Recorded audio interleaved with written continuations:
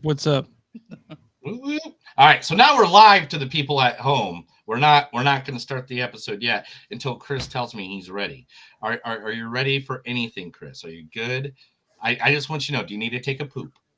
Do you need Let's do to? this. Do you need to? Do you need drugs or do you need alcohol? Are you good? Like I'm good. I'm good. you Let's need, fucking do it, dude. you Let's got go. hookers? Do you got hookers?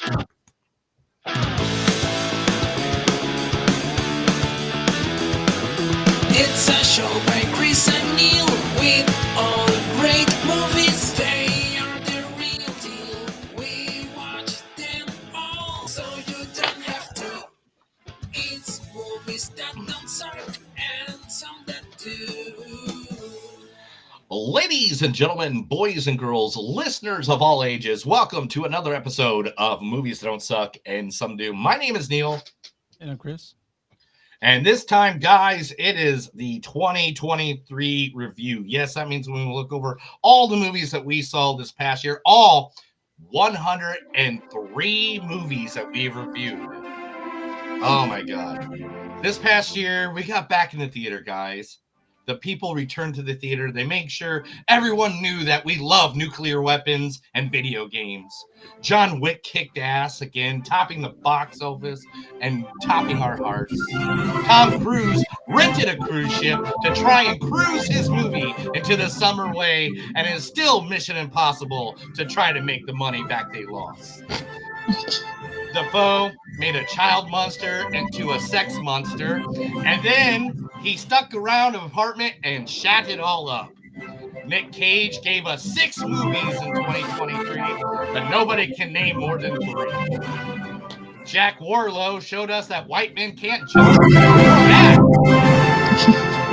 Disney went out in full force, giving us remakes, ride movies, and 115 Star Wars and Marvel movies, items, and shows, which started the craze, comic book and Star Wars fatigue. And Disney told us that fuck is also proper to say.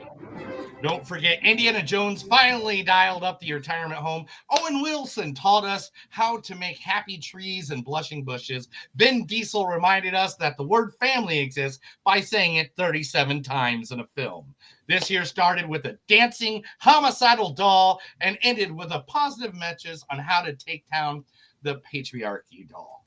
Yes, 2023 was interesting, and now us 3 nerdy middle-aged men are going to give our view of the landscape of 2023 with the best of the best of the best. So first, here's my brother from another mother, Chris.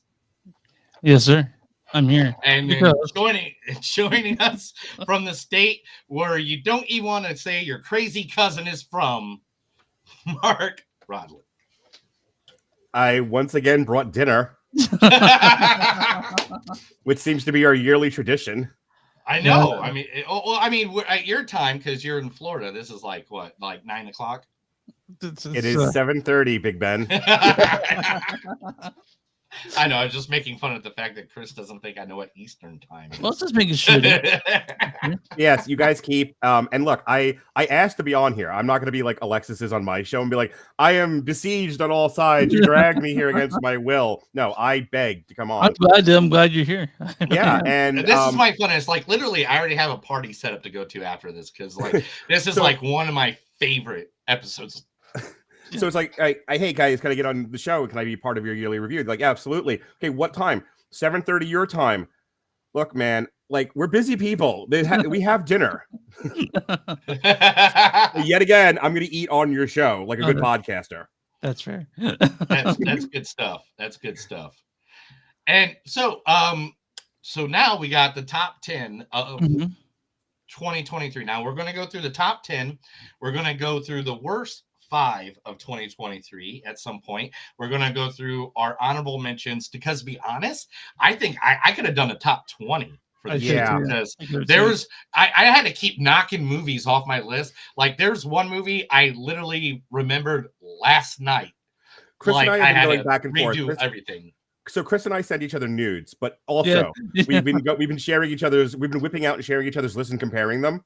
Mm-hmm. And even since the last time him and I were looking at each other's lists, our vascular lists, yeah, I've had to change mine. Same So one. The movie, like, I can't not put this in my top 10 now. Yeah, I'm with you. I changed mine considerably. So Yeah, I changed mine literally till last night at 4:00 in the morning. Like I was also, like, I was going through it. I was just like, oh shit, this movie exists. Oh shit. Well, I guess I got to get rid of another one. Like I tried not to get rid of one, and I was like, oh no, this movie needs to be there. Also, the worst list changed too because I had that put up, and I was like, God, there's so many bad movies I've seen this year too. So yeah, a lot of disappointing movies. Like I wouldn't even say like they were bad. Like for example, Dead Reckoning is fine. We gave it a good review. It didn't make as much money as I'd hoped it would. Like I go back and like I go through all my old TikToks and everything. You can hear me on one of the shows, I think the week before Dead Reckoning came out, and I'm just like, oh yeah, Tom Cruise is coming for you. And I'm like doing Fat Albert, like, Tom Cruise, you know. And then it comes out and it's like a wet fart in church. It's like, oh, and then it's not even as good as I wanted it to be. Yeah, I was kind of bad. It's not on any of my lists, but yeah, I was really disappointed by Dead Reckoning. I was upset that it didn't make more money. I thought it was going to do it, but people to give a fuck. I think part of it is having a part 1 in the name. Automatically, just like I'm waiting for part 2 so I can watch it all. You know, like kind of like when we saw Dune. You didn't know Dune was part 1 until you walked in and it says Dune part 1 at the beginning. You're like, oh, there's a No. I got the reason why is because they kept delaying it, and let's be honest, we saw the same fucking trailer for part 1 for like a year and a half of him riding that scooter bike right off that mountain, and it's like, so you already gave away the best freaking. Yeah, it was like Morbius and Black Widow. Remember how many times they delayed those, and how many times we saw? The amount of times I saw the trailers was greater than the actual movie length.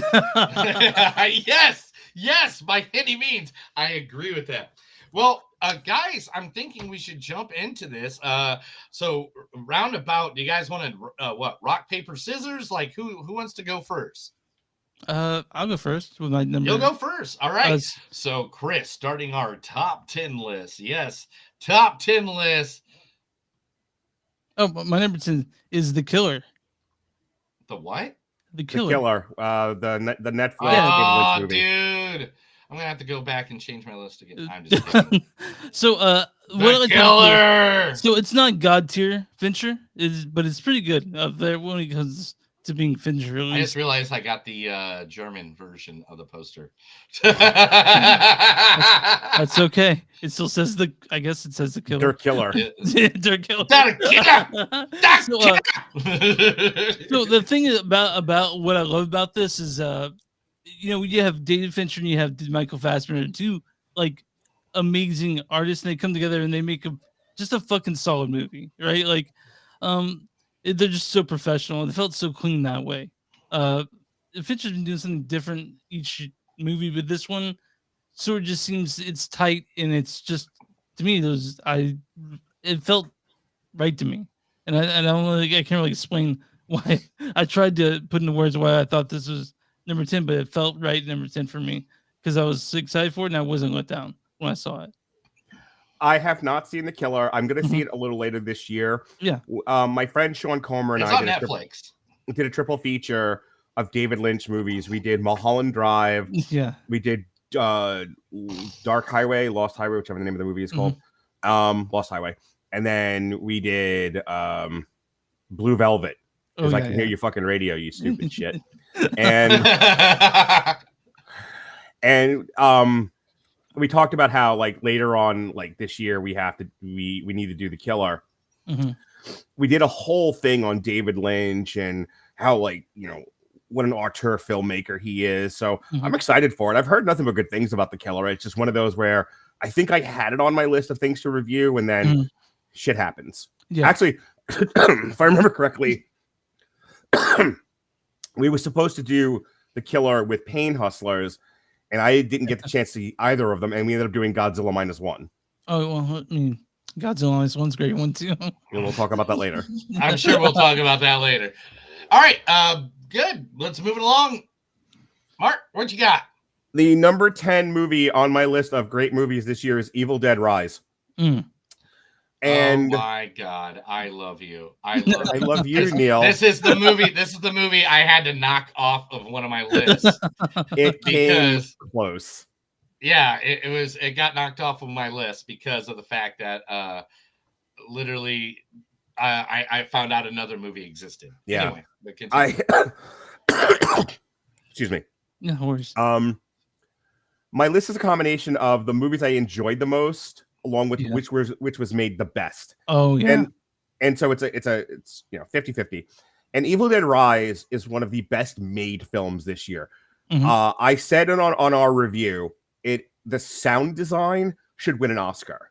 It is Yes, not just It the is- sound design, yeah. but so much more. The There is casting so much to of that the movie. bad guy, the zombie mom, Mhm. was spot on. I've never seen, like, just based on physical presence and look, a more perfect casting choice.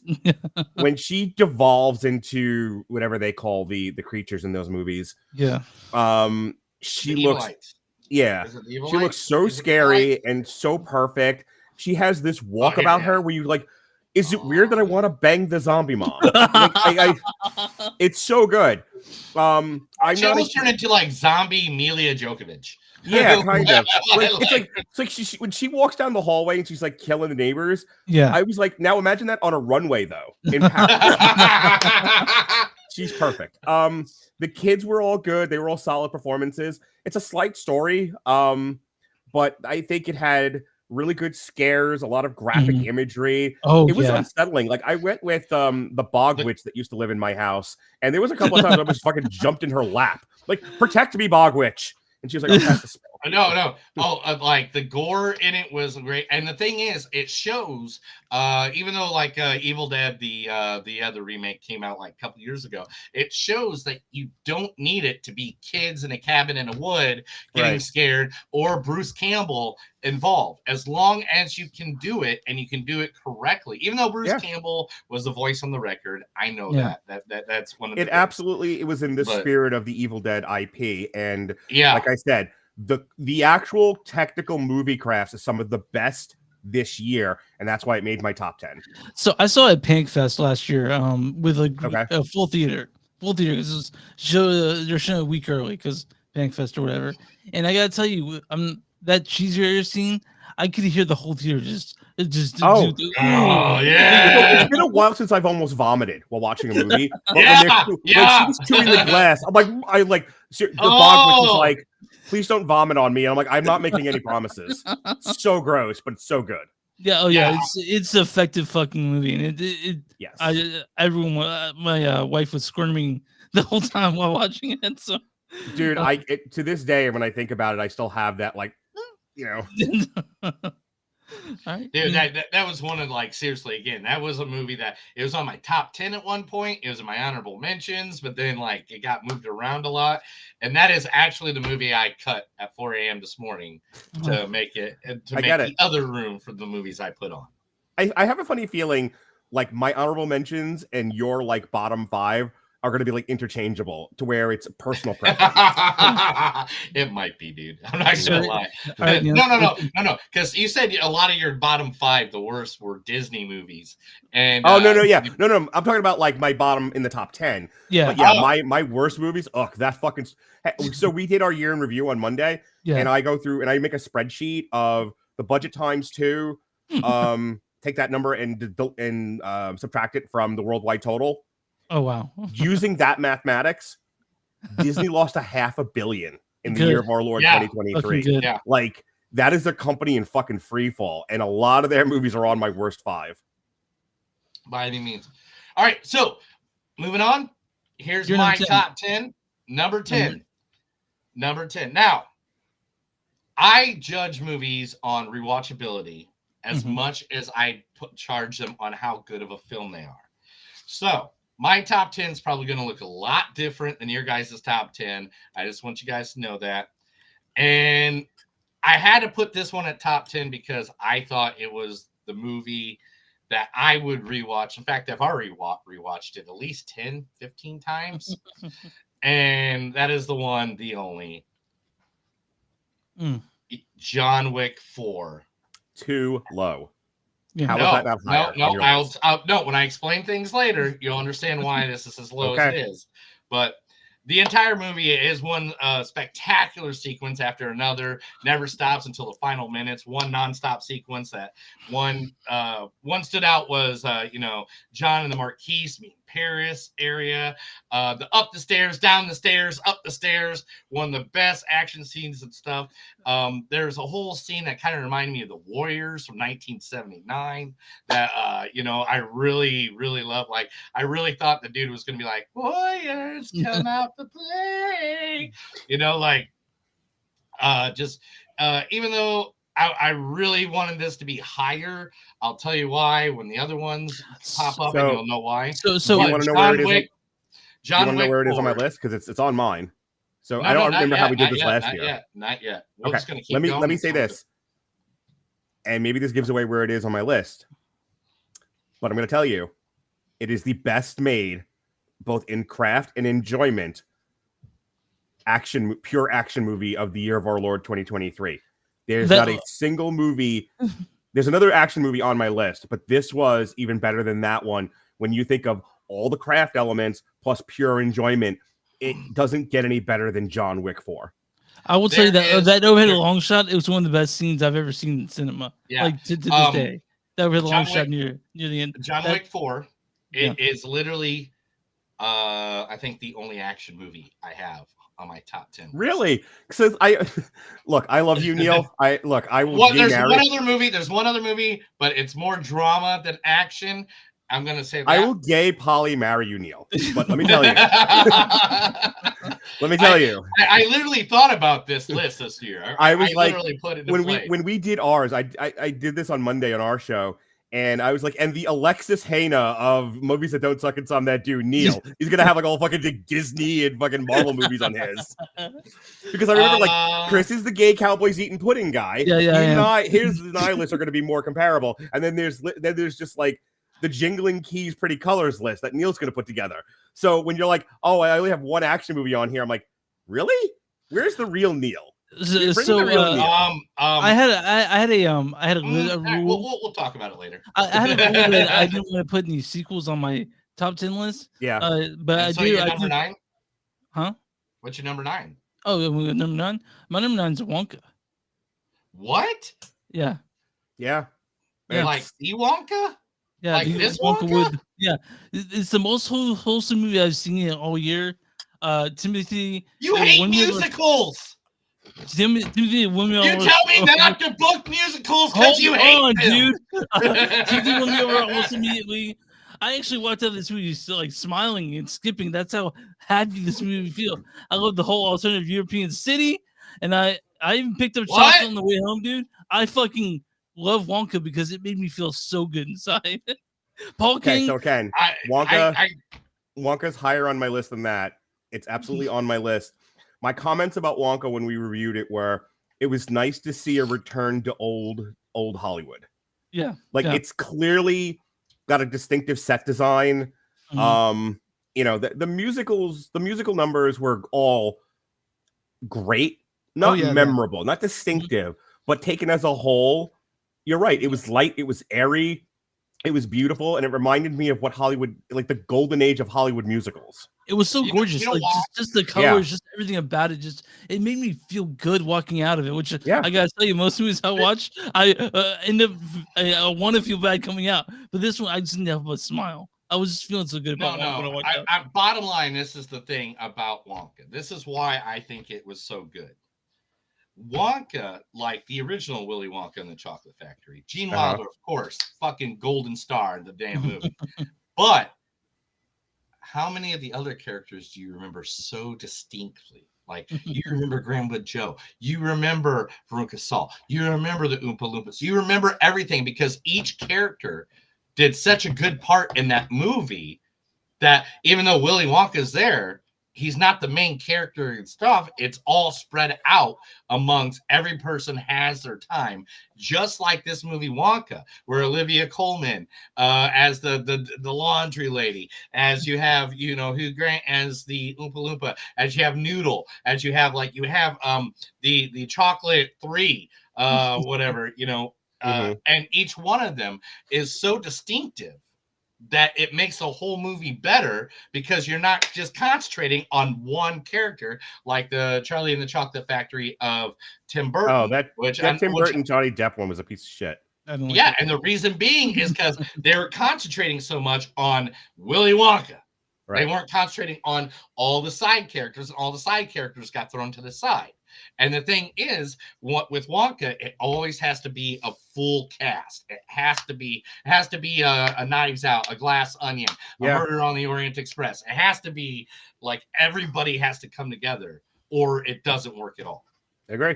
And I like I said, Wonka's a lot higher on my list than it is on Chris's, presumably maybe even yours. But I will tell you, like I said, I went into December like every movie's gonna suck. I hate what I do. I don't want to do podcasting anymore. Like that was my attitude about December.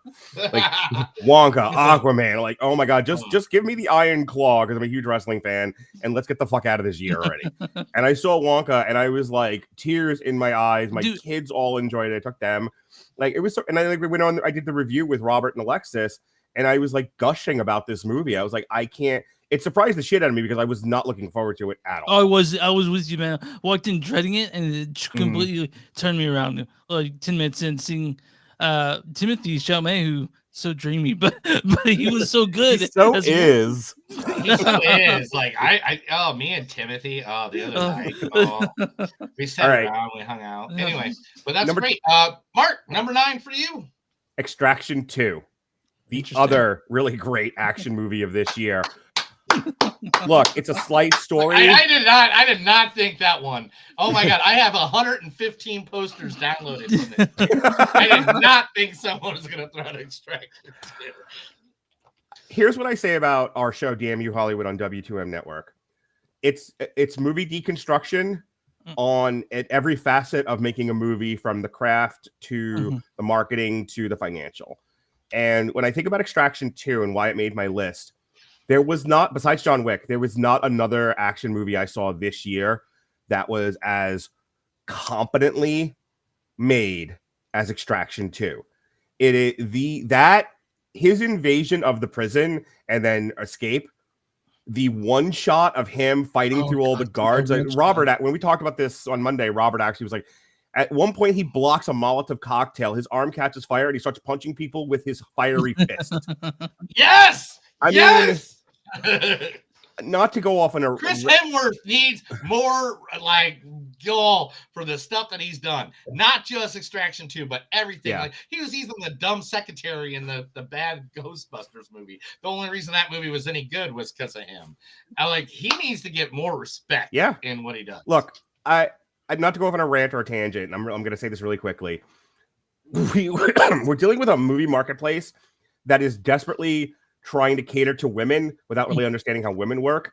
And when you make a movie that is so unapologetically geared towards men and what men want, I'm going to call it out and I'm going to give it high praise, assuming it's competently made. It's not getting, it's not grading on a curve. I'm like, wow, you saw the men, you appreciated the men, you gave the men what they wanted, and what you gave the men that they wanted was one of the best made movies of this year. Chris Hemsworth is excellent in this. All the performances are excellent. I could have done with a little bit more. I think it's Idris Elba, and I think that was one of my complaints about, like, why'd you put him in this if you were going to use him that much? But you know. Exactly. but then I got yelled at by everyone on my podcast. With Extraction 3, motherfucker, and I'm like, all right, whatever, man. This knocked off my own mention, so I'm glad that you mentioned it. So I'm glad you mentioned it too. Yeah, anyone watching this podcast, again, one of the movies I got knocked off. If anyone's watching this podcast, like, what movie should I watch this year that I haven't yet? If you haven't seen Extraction 2, you missed out. It's amazing. Oh, dude, get a couple beers, go get your buddies, watch a good action. Watch Chris Hemsworth fuck a motherfucker up a lot. Fuck a motherfucker up, fucking hardcore style. So mine goes more. My number 9 kind of goes more into the drama universe. In fact, this is probably one of the most nominated films of the year. This is the one, the only, the one that is from the area I live in. It is Mhm. Killer of the Flower Moon. See, now, Neil, the quick, I thought this is one of your shows. She's been talking shit about it all since it came out. You've been talking so much shit about Killers of the Flower Moon. All right, well, let me talk shit about it, and then let me tell you why it's at number 9 and not higher up the list, like how everybody else was. But hey, before you do, it's my number 8. So I'm going to say what I need to say now after you. Cool. It's my number We'll jump 5. in right after me. All right. Cool. Why it's number 9 is because I always grade on rewatchability. I can't watch this again. Like if I did, it's a whole fucking afternoon. Yeah, I was gonna say and no one's rewatching Killers of the Flower Moon. Are you nuts? No. But being from where I'm at, I live in Tulsa, Oklahoma. I live literally right next to the Osage Casino is a thing that I work at constantly for, the Osage is a very big thing about this area. So what they actually said in the movie was very respectively close to very much the truth of what happened, which doesn't happen in today's movies. We'll talk about that later.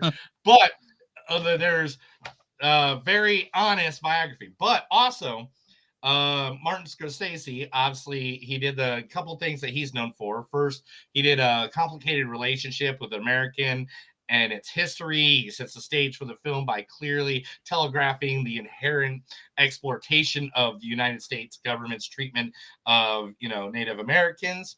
But then the second thing he does is he also preoccupation is I can't read my words. Immense empathy for people in his films. So people that are minor characters, like Ernest was a minor character in the book, and he made it like more of a, this is the character you should care about. Even though in the book he's just that guy you read about every 3 chapters. So I thought this was a really good movie. I think it, by any means, Robert De Niro, Leo, all of them. And to be honest, after seeing the Golden Globes this past week and Lily Gladstone winning, this was a movie. This was not on my top 10 list originally. This was not. But then going back and hearing what she said about it, and then me, I kind of went back and reviewed it and watched a little bit of the clips and stuff like that. I was like, so damn. You take 2 amazing actors acting incredibly, behaving badly, and you have an intimately watched a $300 million budget. Don't forget that. Yeah, but you have like all these amazing actors: De Niro, DiCaprio, Lily, Tantu, Clemens, Brendan Fraser shows up in it. It's really long. It is really long. I didn't have to pee though. I held it, but I love the just. Scorsese knows how to do murder so well, and we get tons of it. And also, I wanted to do 2 points because Jason Isbell's in it, and it's really on to fix his teeth. So wanted to talk about that. The performances are probably the second or third best of any film I saw this year. I'm with you. Lily Gladstone deserves an Oscar for her performance. She's amazing in this. Dude. Yeah. Leonardo DiCaprio, I'm a huge fan of because he is consistently putting out. When you think about like what does acting look like, it looks like what Leonardo DiCaprio does. He really like how that guy did not get an Oscar for his second movie ever.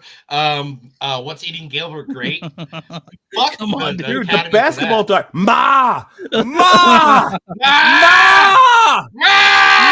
Listen, I need you to give me some money. So good. Everybody in my house. Everybody in my house knows I'm yelling about the Basketball Diaries right now because they've all heard me scream "Ma" before. Robert De Niro is amazing in this, and considering we've seen the shitty Robert De Niro, and then we were reminded what a great actor he is under the right tutelage. It's not higher on my list than number 8 because it has 0 rewatchability, and I'm a film snob. My enjoyment of this was cinema. Cinema! Yeah. Cinema!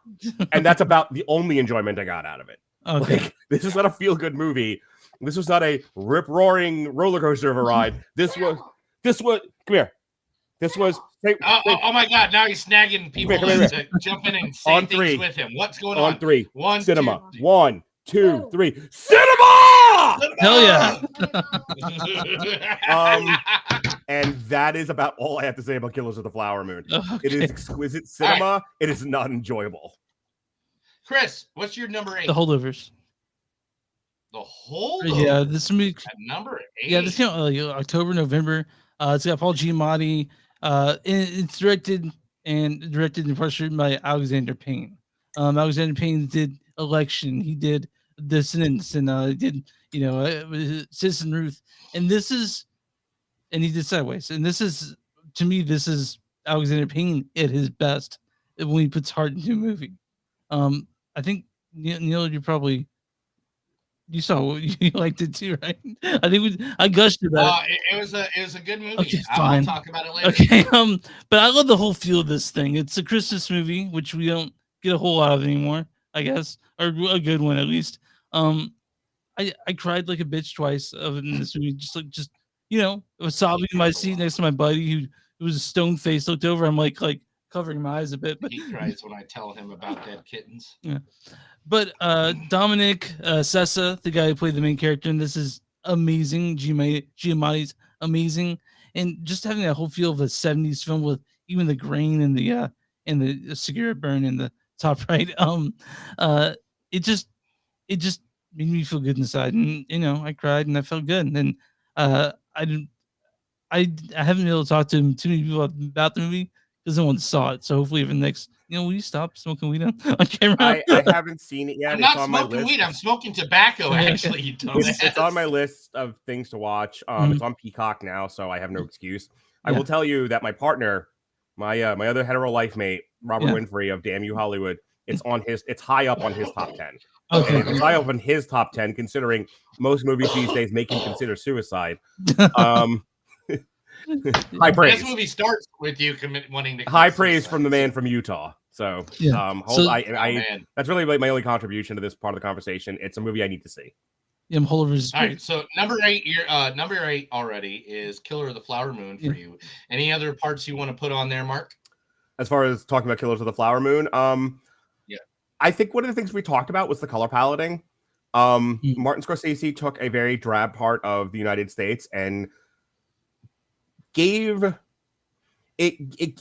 I enjoyed the color paletting of Killers of the Flower Moon. I think it really brought the earthiness of that area of Oklahoma to life. I felt like I was there.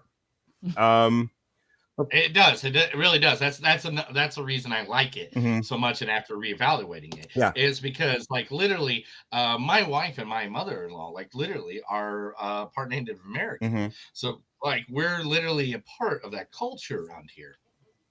And believe me, it did. It just like how Watchmen the series put a light on Black Wall Street, which was one of the most horrendous things that ever happened in Oh my God, humanity. another white person knows about Black Wall Street. I haven't told you how much I love you, Neil. There's literally a bed right here. If you ever want to come to Tulsa, hang out for a weekend, right here, there's a whole bed you can sleep in. A closet. You Don't write me hang checks. out the whole weekend. Don't write checks to ask and cash because I will come, especially nowadays. No, do it anytime. We got a pool, a bar. Anyway, but your wife's gonna be like, "Why is your fat friend still here?" I don't know. His life's he won't leave. You believe me? You wouldn't be the first person. Anyway, but anyway, that's the thing. It's just one of those movies that it's so dead on about how. Can we talk about anatomy of a scene? So Leonardo DiCaprio at the end of the movie. I talked about this on my podcast, but if you ask me, is there anything else you want to talk about? Yeah, I want to talk about how great this one scene is. Because anything that really drives at the heart of the human existence is something that's going to ring out to me. So picture it, right? It's the end of the movie, and Leonardo DiCaprio has spilled the beans. He's turned on Robert De Niro. He's washed his hands of this whole ugly affair. And then Lily Gladstone sits in front of him, and she's like, and I don't remember the exact dialogue exchange, but something along the lines of, "Hey, did you poison me?" And Leonardo DiCaprio, in the most wonderful scene of this entire movie, in the best performed bit of this entire movie, has a moment where he can never be forgiven, but at least he can absolve himself of the crime he committed, and he chooses not to. He lies to her face. And he lies to her face in the way that only a husband who's been caught red-handed lies to their wife and doesn't want to get to the fight. Yes, 100%. I agree with this. Did you bang a hooker? No. And he kind of does that. Like, me? Like, and it's so funny because he kind of does one of these. He's just like, did you poison me? Like, were you giving me insulin or were you like trying to kill me? I was, woo! You know, at which point Lily Gladstone goes, I think our business here is concluded, and gracefully walks without touching the floor out the door. And Leonardo DiCaprio looks at Jesse Plemons and goes, I fucked up, didn't I? And Jesse Plemons is like, yeah, you're done, pal. It's so good. Like if you can't, if it's too much movie for you and you can't sit through all 9 hours of Killers of the Flower Moon, if like that time dilation doesn't work for you, just watch that one scene. It is brilliant. It is why they gave Martin Scorsese 3 hours and a blank check. All right. So moving on now from that number 8, Neil. This. All right. My number eight is none other than the other long ass fucking movie we had to sit in a goddamn theater for, because I do respect it. I do respect it as a piece of art, and I do, but I'm never watching this motherfucker ever again. Due to the fact that I already hate the bastard because he fucked up all the Batman. Come on, Neil. Oh, you Mr. psycho. Christopher Nolan, Mr. Oppenheimer himself, Christopher Nolan. This was a great movie. I love it, but it was like 4 hours. And it seemed like 6 at some point. Yo, Chris, get your boy. Okay, your boy's out of fucking control, man. Don't worry about it. Cillian Murphy, Robert Downey Jr., Florence Pugh, Emily Blunt. I mean, the cast was ridiculous. The score is one of the most beautiful things in the entire world of a movie, behind the score and everything like that. But the thing with me is just it's too damn long. Fuck you. And the reason it's not higher is not once did he show the credibility of them killing millions. I'm not going to tell you what this is on my list, but I'm going to talk about this in a second. So on this show, but can I finish? Can I finish? Are you going to let me finish now? You going to let me finish now? You going to let me finish? Am I going to finish? Dude, finish already. We're all out of breath. Okay, we're sweating. Please finish. I don't care where you finish. Just finish. This is a great movie and all that stuff. I love this movie. This movie by Christopher Nolan is one of his masterpieces. He's got like 2, and but this is one of them. And just the rewatchability. Of course, you can't watch it because it's like 3 hours and 40 minutes, and now he wants to put out an extended version of it. Yeah. And I'm like, whatever. But the scenes in this movie and the art of this movie is just so beautifully done. Like, I know it's kind of a little grotesque, but like, even like where he's getting interviewed in the office by those guys, and all of a sudden he's talking about his past relationship with Florence, and she's like literally all of a sudden they're like butt naked fucking like staring right at Emily Blunt. Like, it was just like scenes like that really made this whole movie, because it was just like every time they talked about everything had a Versace, like the way that Robert Downey Jr. acted. As soon as he entered the picture, like, that guy's gonna fuck some people over.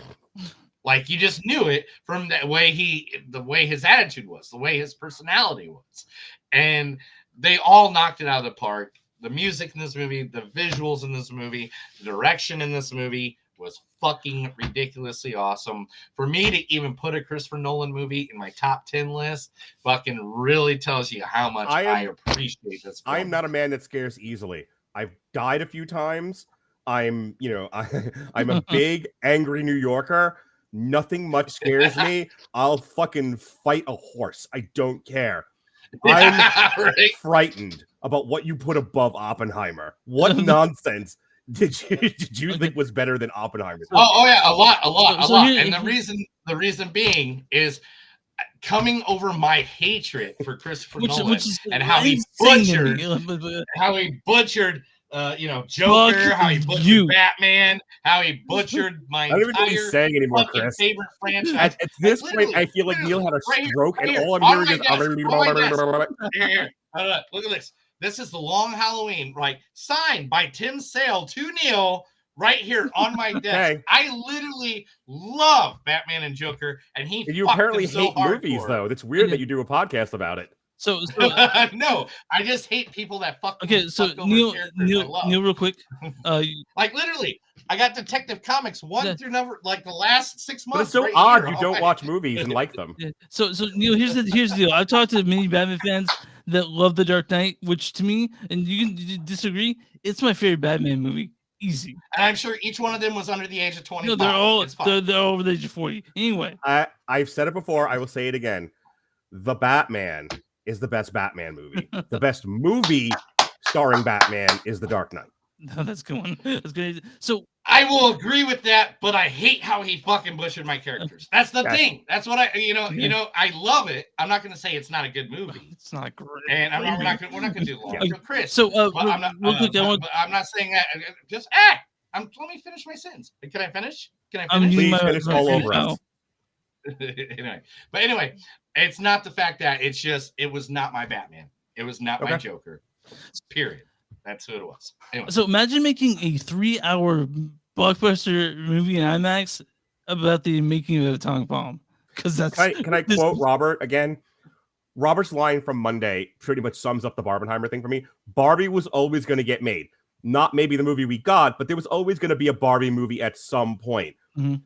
What special alchemy, magic, fucking situation of probability allowed a major motion picture studio like Universal to put Yeah. out a 3-hour movie about the making of the atomic bomb? in IMAX, dude. In fucking- IMAX. So yeah, And then again, one of my top voting perspectives of my movie top 10 Mhm. list is rewatchability. When- They cut that movie up on TikTok, and there's a lot of stuff I'll just kind of like flip through. But Mhm. every time I Yeah. see a clip from Oppenheimer, I stop and watch. Yeah, I do too. But still, it's not like I could watch the whole 3 hours and 45 minutes. I can't even watch Infinity War like in that fucking time. And I love Infinity War. So the thing Like- about Oppenheimer is not a frame wasted to me in that movie. Everything that's there adds to it, and they could also. I didn't read the book, obviously, but going people were worried that was a glorified Oppenheimer. And spin the movie sucking his dick, and they didn't do that, which is what makes it a good movie, really. So Cillian Murphy was great. This is higher on my list, but we'll talk about it then, I guess, a little bit. Yeah. But yeah. Look, Talking about higher on your list, Chris, we got to move on. Okay. We got to get let on. me real quick. we gotta get Oppenheimer on. is a lot higher on my list. We'll get to it when we get to it. Yeah, and guys, we'll talk about it then. But we're already getting to like an hour, and we're not even halfway. I'm so through excited to this do more, dude. All right. So anyway, cool. Chris, what's your number 7? Infinity Pool. I don't even have it. I didn't Didn't even watch get a it. fucking poster. Okay, Yeah, it was a shitty it's fucking movie. I okay. don't It's know probably why. the most fucked up movie I've seen this year. It's Yeah, fucked up as in it fucked and sucked. But anyway, whatever. If this shows up in my top 5 list, I'm Hang so on. In upset. Chris's defense, this was also on Robert's Yeah, list, no, or let at me least see your one- defense. I it want was your one of the defense. ones that Robert Winfrey liked a lot too. So you're Oh. in good company, Chris. Yeah. Let me see your defense of this Okay, so movie we watched. one of the things that I love is seeing Brandon Cronenberg direct this, who's the son of the other Cronenberg. So he follows in his dad's footsteps. This movie is fucked up. Nightmare imagery. There's instantaneous jizzing in this, and there's a. I once saw instantaneous there is. jizzing open up for Metallica in 1989 at the Nassau Coliseum. This thing has burned itself in my brain. Images from this, and Mia Goth screaming has burned itself in my brain. This movie is fucked up. It's gory. It's scary. It's an acid trip. Oh, that's why you like it. That's Yeah. why you Mia like it, Goth? because your girlfriend's in it. Yeah, Mia Goth. She's great. His girlfriend Mia Goth. Listen, like, you ever can't knock since- the hustle, okay? Mia Goth is hot as shit. Oh, dude. Yeah, no, she's doing great right now. But, okay. And no, this. Go ahead. it's just it follows basically takes with another foreign country. I don't want to give away too much about because it reveals itself, but it's a horror film. And it's also fucking it's super fucked up. I was so happy when I walked Just out. because a bunch of people have sex in it doesn't make it a horror film. I get you. Ha ha ha. But you know what? Did this not even enter your idea brain when? No, it was actually going to be my top 5 bad, and I knocked it out. Good, because I would have lost my goddamn mind on you. But I know. It's weird to watch Chris You haven't heard what's in my top 5 worst It's like yet. Chris We're would like almost leave there his too, box buddy. and go somehow get into Neil's box. Like, where the fuck did you come from? No, the movie was all right. It was okay. But the thing is, Okay. it wasn't enough to put in a top 10 list. It wasn't good enough to even put in the top 5 worst. It was a good, very mediocre film at that. It was artsy as fuck. They tried it, but like so many points of the movie did not go together. I had the same problem with it when we reviewed it back when it came out. I even rewatched like parts of it to see where I was at. Dude, I rewatched parts of almost every movie that we reviewed like in the last couple of weeks to try to make sure I was at where I thought I was at with that movie. And it was one of those movies that, yeah, it's trying to be creepy, like Eyes Wide Shut. It's trying to be hold on, weird. no, it's not trying to be. It is being. It's succeeding in being its own thing, though. But you know what? I mean, I guess. Okay, fine. But moving. I mean, I guess if I you know get a videotape of 2 guys doing a girl, I get a videotape of 2 It's not girls doing a guy. that. It's not the same thing at all. It's not the same thing at all. You're right. Those are 2 Mark, when you different watch it, we'll stories. talk about it and we'll gush about it. But what's your number 7? Rawr. Godzilla -1. Nice. Godzilla What? -1's a solid movie. It's number 7. Oh, Yeah, damn. it's my number 7. It is. It's a solid story. It's well acted. It's probably the best representation of the Godzilla monster on film in quite some time, and that includes the MonsterVerse. Every Godzilla fan I've talked to has sung its praises. The destruction sequences are well read, very readable. Godzilla as a destructive force of nature and not, defender of the universe was a nice return to form. I had nothing but when we reviewed it, it's one of those ones where I took my kids to go see it after school one day just on a whim because, both of them, they're into the anime and they like the Godzilla and everything. And I was like, oh, I've heard nothing but good things about this. We have time. Let me go take it to go see it. And like the 3 of us were like, holy shit, how did we accidentally watch one of the best movies of this year? And it's a Godzilla film from Japan. So, yeah, I mean, I literally have a friend that he's a hardcore Godzilla fan. Every movie has toys from Japan. Like literally has a whole room of Godzilla back in Kansas City. Good buddy. I'll shout his name, Matt Nova. Yeah, Matt Nova. Yeah, and I even took him to the press release viewing of was it Godzilla King of Monsters? Yeah, well, yeah, that was you went there with the Matt, yeah. Yeah, with Matt. We grabbed Matt. So this dude was like, he went and saw it first, and then he came back to me and was like, dude, if you don't watch this movie for your fucking movie podcast, I will fucking disown you.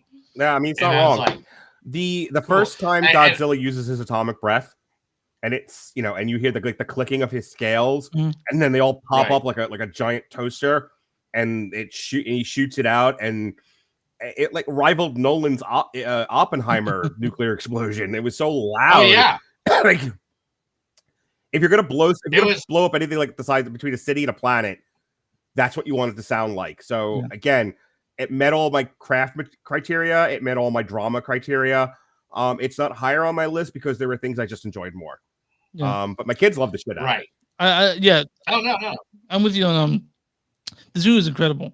When it comes to, like you said, craft, but there are 2 ways to look at Godzilla, and it took the Japanese way, which is personally my favorite way when it comes to, like a destroyer, and if you want to look deep into it, I'm sure there's some, the atomic bomb sort of obviously brings this city destruction sort of kind of home. So yeah, I liked it quite a bit. And it's the best Godzilla movie since the 80s, probably. Yeah, for sure. Right. It's better than, I mean, like, and like, No, I've it's the enjoyed, best Godzilla movie ever. like, I've enjoyed the best MonsterVerse. Godzilla Don't movie get me ever. wrong, but I There's also like, not a Godzilla movie. like, I that is enjoyed good as Godzilla versus Minus Kong. I enjoyed Godzilla King of the Yeah, Monsters. I enjoy all of them. I Yeah, even enjoy the but Rubber Monster. they're not great fucking movies. Power Ranger looking ones back in the the 50s and Yeah. 60s. Don't get me wrong. Like I said, goddamn Godzilla I've Minus One is enjoyed one the of best MonsterVerse movies. They're not well made. Like Yeah. I was cheering God. Like God, I think the first year I was on this, I said Godzilla versus Kong was like my number one movie or some dumb shit because I was like I just loved it. But and I want to say this to your fans because if you listen to Damn You Hollywood, we say it all the time, but I'm gonna repeat it here. Just because you love something doesn't make it good, and just because something is good doesn't mean you have to love it. Yep. Okay. And I liked Godzilla Minus One. Exactly. It's an extremely well made movie, but there were things I liked more. All right. So moving on to my number 7. Are we number 7? Yeah, we're number 7. At my number 7, sorry, I've been drinking way more than you guys. Anyway, my number 7 is the one, the only. You should probably already know that I was going to pick this movie on my top 10 list due to the fact that the poster is literally right there. Oh, interesting. Okay, good. Yeah. Good. Spider-Man Across the Spider-Verse. Yeah, we'll talk about this. Oh, I know. come on, I'm sure dude. you guys are gonna pick Well, your No, wife I know let you this go on is a some date- honorable mentions. beautifully animated. Will your That's wife all let you go on a right. date with another woman? Because I have this girl Alexis Hana who you'd really get along with. But Across the Spider-Verse is beautifully animated. It's bursting with the wild card intervention that has been across even the first movie. It takes everything for the first movie and it does it bigger, better. Every single scene is something to gawk at. The movie isn't just content to simply follow the art style, but the actual story unfolds right in front of you. It's bringing not only fresh and new to the genre that feels rather stale at this moment, which is the comic book movie genre, which kind of feels really fucking stale right now. This is a movie that made it feel outside the norm on that. And I love it. The plot might be a little difficult for like younger kids to follow, but as older Spider-Man people, we're gonna fucking love the shit out of it. And just enjoy the action, the humor, the story is great. And it's kind of like the Empire Strikes Back. You can tell that they ended it on a downer because the solution's coming next. And that's why it's my Empire Strikes Back in the Spider-Man trilogy that we never got in any other Spider-Man trilogy. I'm not gonna yuck your yum. I'm not gonna tell you you're a bad person because you put this in your top 10. It's a fine movie. It's a well-made movie. In terms of animated, it's one of the best movies of It's gorgeous. last So year. gorgeous. I just don't care. And it did not crack my top 10. It didn't even crack my honorable mentions. If you said pick 20 movies, Man. if you said pick 20 movies, it probably would have made it, been like 19 or 18. Yeah, it's to me, gorgeous it's- movie to me. It's Yeah. gorgeous. Yeah, to me, I like literally, I've seen it maybe 30 times already this year. Jesus. I Like, fell I- asleep I- through it. I literally throw this movie on all the time while I'm doing like working on stuff. Like literally here in my studio, I have 3 monitors, and like literally it'll be on a monitor while I'm like, doing matchmaking you and Alexis Hana right now. I'm like, I have your date in my I head. am happily married, motherfucker. All right now. Happily married. Okay, God, sure. No, I am. Literally, I am. It's like the most awesomest thing in the world.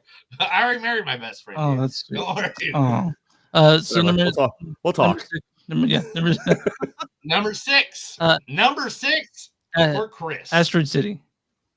Ugh. Oh my God, I knew. You guys, I guys knew are you were gonna gonna throw vomit. this. You piece guys of are gonna shit. vomit. I knew you were gonna throw this piece Fucking of Chris's shit obligatory fucking Wes Anderson. Anderson pick. All right, Yeah. go ahead. Get the Oh gay my God, Cowboys he eat jerks off pudding. to Wes Anderson spills like all the time. Ugh. I already had it loaded up to fucking promote Come the on. poster. I knew it exactly. that he Please was tell gonna us about say. your favorite Yeah. autistic director. Tell us, Chris. Tell us why this movie didn't suck balls Please. because the indie cut short like 20 minutes Tell before her- it should have been. Tell us about the aliens that Wes Anderson just got into that he has to read us a list from. So, Wes Anderson's style to me that seems you guys are probably tired of it. Oh God damn it! I thought it'd be honorable mentions. Me and my wife actually took bets on this today, dude.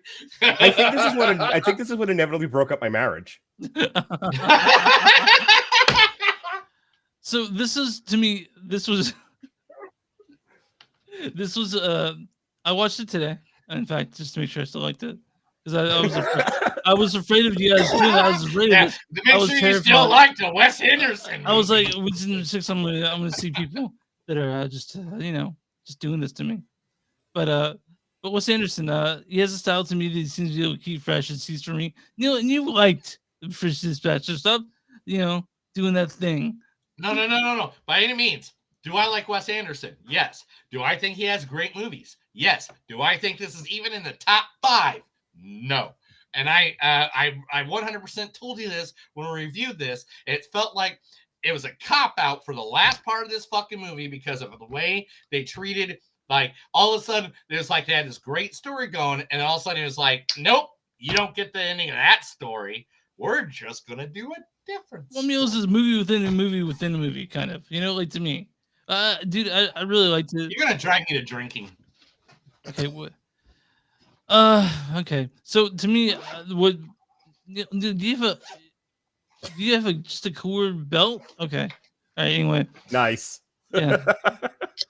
So the movie with the new aspect is clever. I liked it more over time. I really like the limited storytelling taking place mostly in Astro City, even though it was in 4 different places the whole time.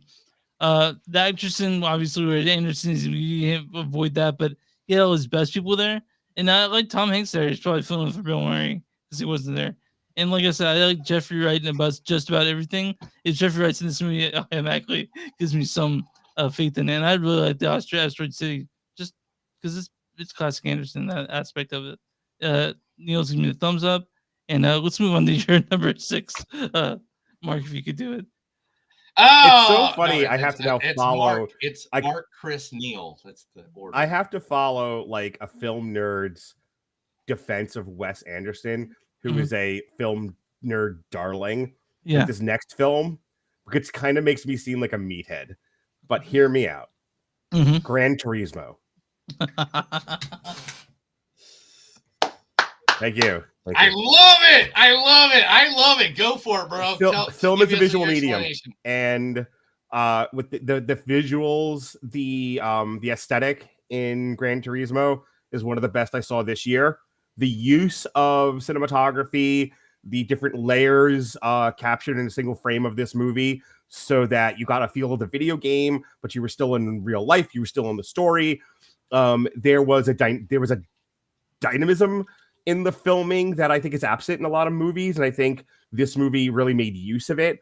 It's a tightly knit story. There was only one little bit where I was like, why are we here and doing this? But the rest of it, like a big criticism of 2023 movies was it needed to be cut down, needed to be edited. And that's everything from like, the 3-hour movies to the 2-hour movies. Like there were 2-hour movies that should have been 90. There were 3-hour movies that should have been 2 hours.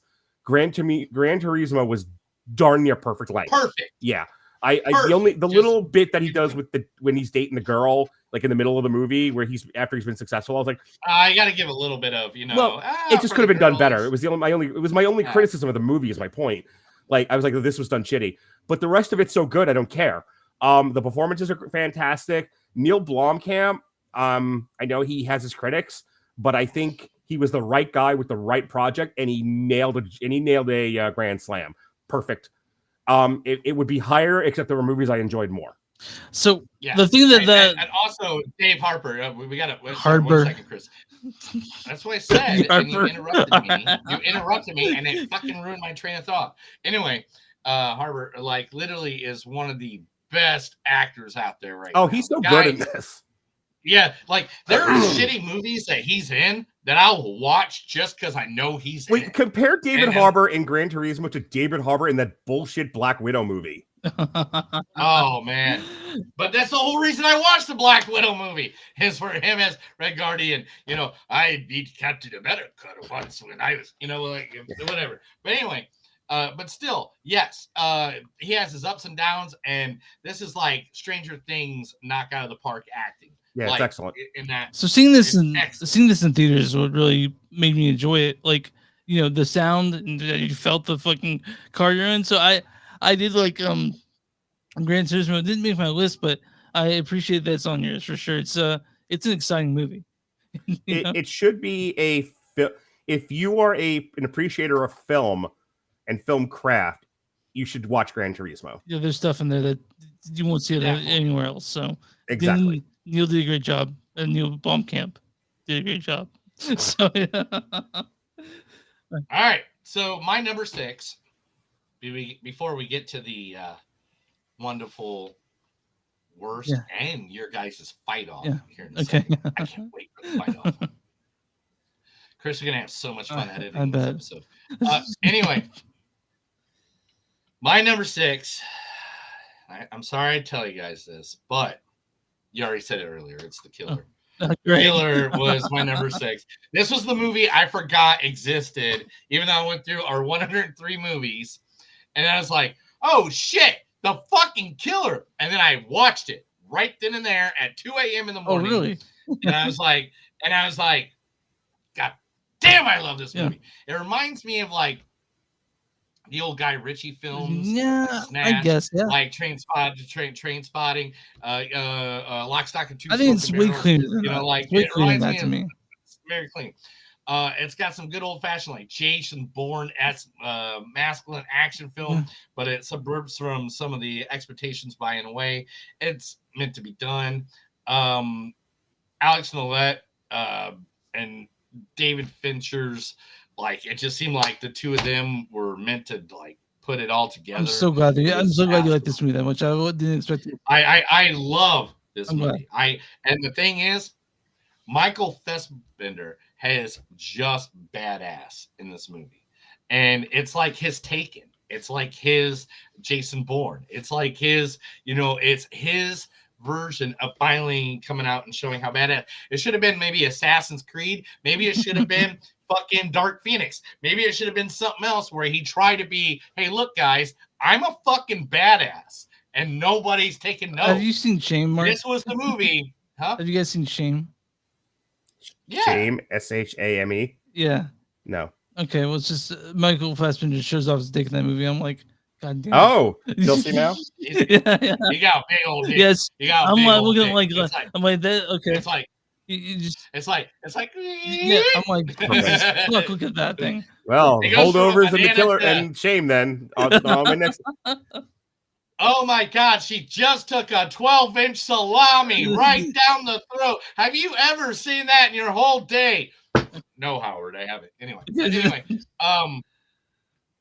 but yeah, The Killer is literally, and the thing is, it's really rewatchable to me. Okay. It's like a movie. Like if I go into a buddy's house right now and they got The Killer on, I'm like, all right, cool. I'm gonna grab a beer. I'm gonna sit down and watch The Killer with you, and see what they think. But yeah, it's one of my most rewatchable movies of the year. Okay. So now it's time for worst films, right? Oh no, not yet. Okay. Because we're gonna have a little fun before we get to the 5 words. Okay. Neil has to jerk us both off before we continue this. I agree. So let's do a pause real quick. Does anybody have to urinate? No. No. You don't get a chance. Now, ladies and gentlemen, boys and girls, children of all ages, give me that award music.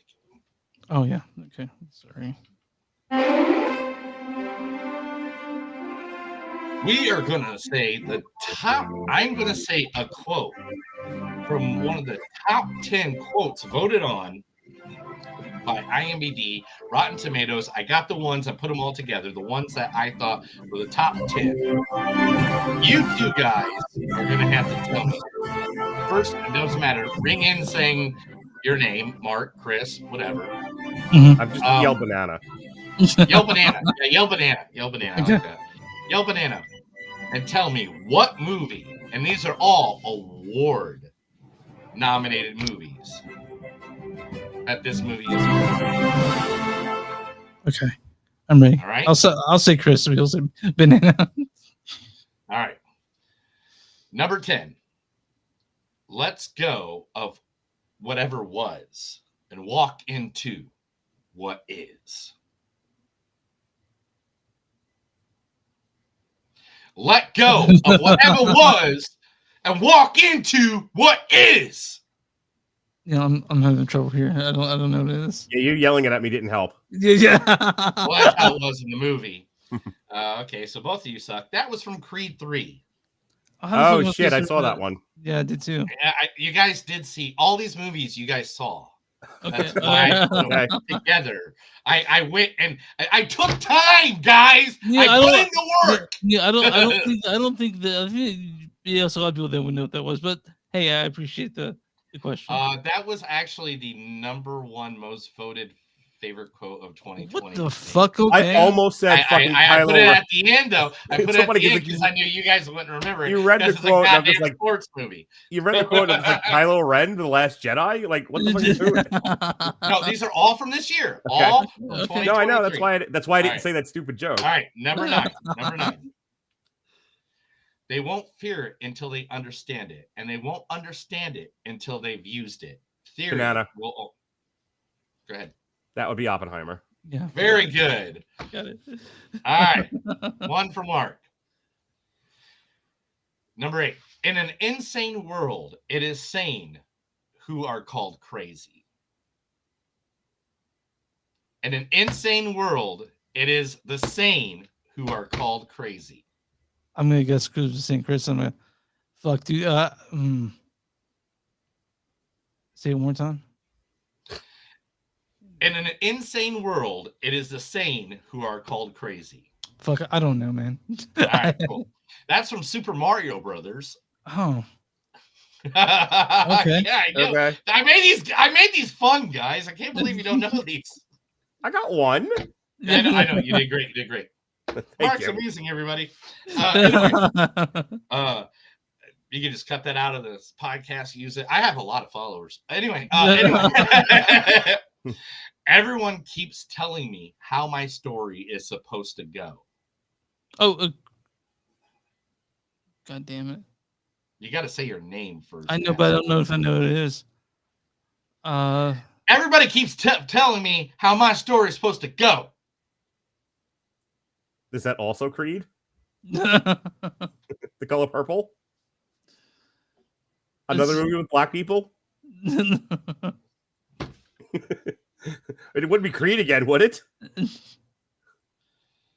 Big George Foreman? All right. That is Spider-Man Across the Spider-Verse. Oh, that was dude. actually the last words in the movie. I was probably asleep. Oh, God. Damn All it. right. Friendship means little when it's convenient. Friendship time? means little when it's convenient. Ooh. These are all award-nominated movies, guys. Like, literally. Every movie on this list was nominated at the Golden Globes. I need to pull that up. Damn it. Damn it, Neil. Why are you making this hard for me? And Mark. But Marco's got one. I read quotes to you. I read this quote to you, motherfucker, on the goddamn podcast. Dude, you just sometimes I break. Yeah. You ignore them. I get it. I see your. I don't ignore you.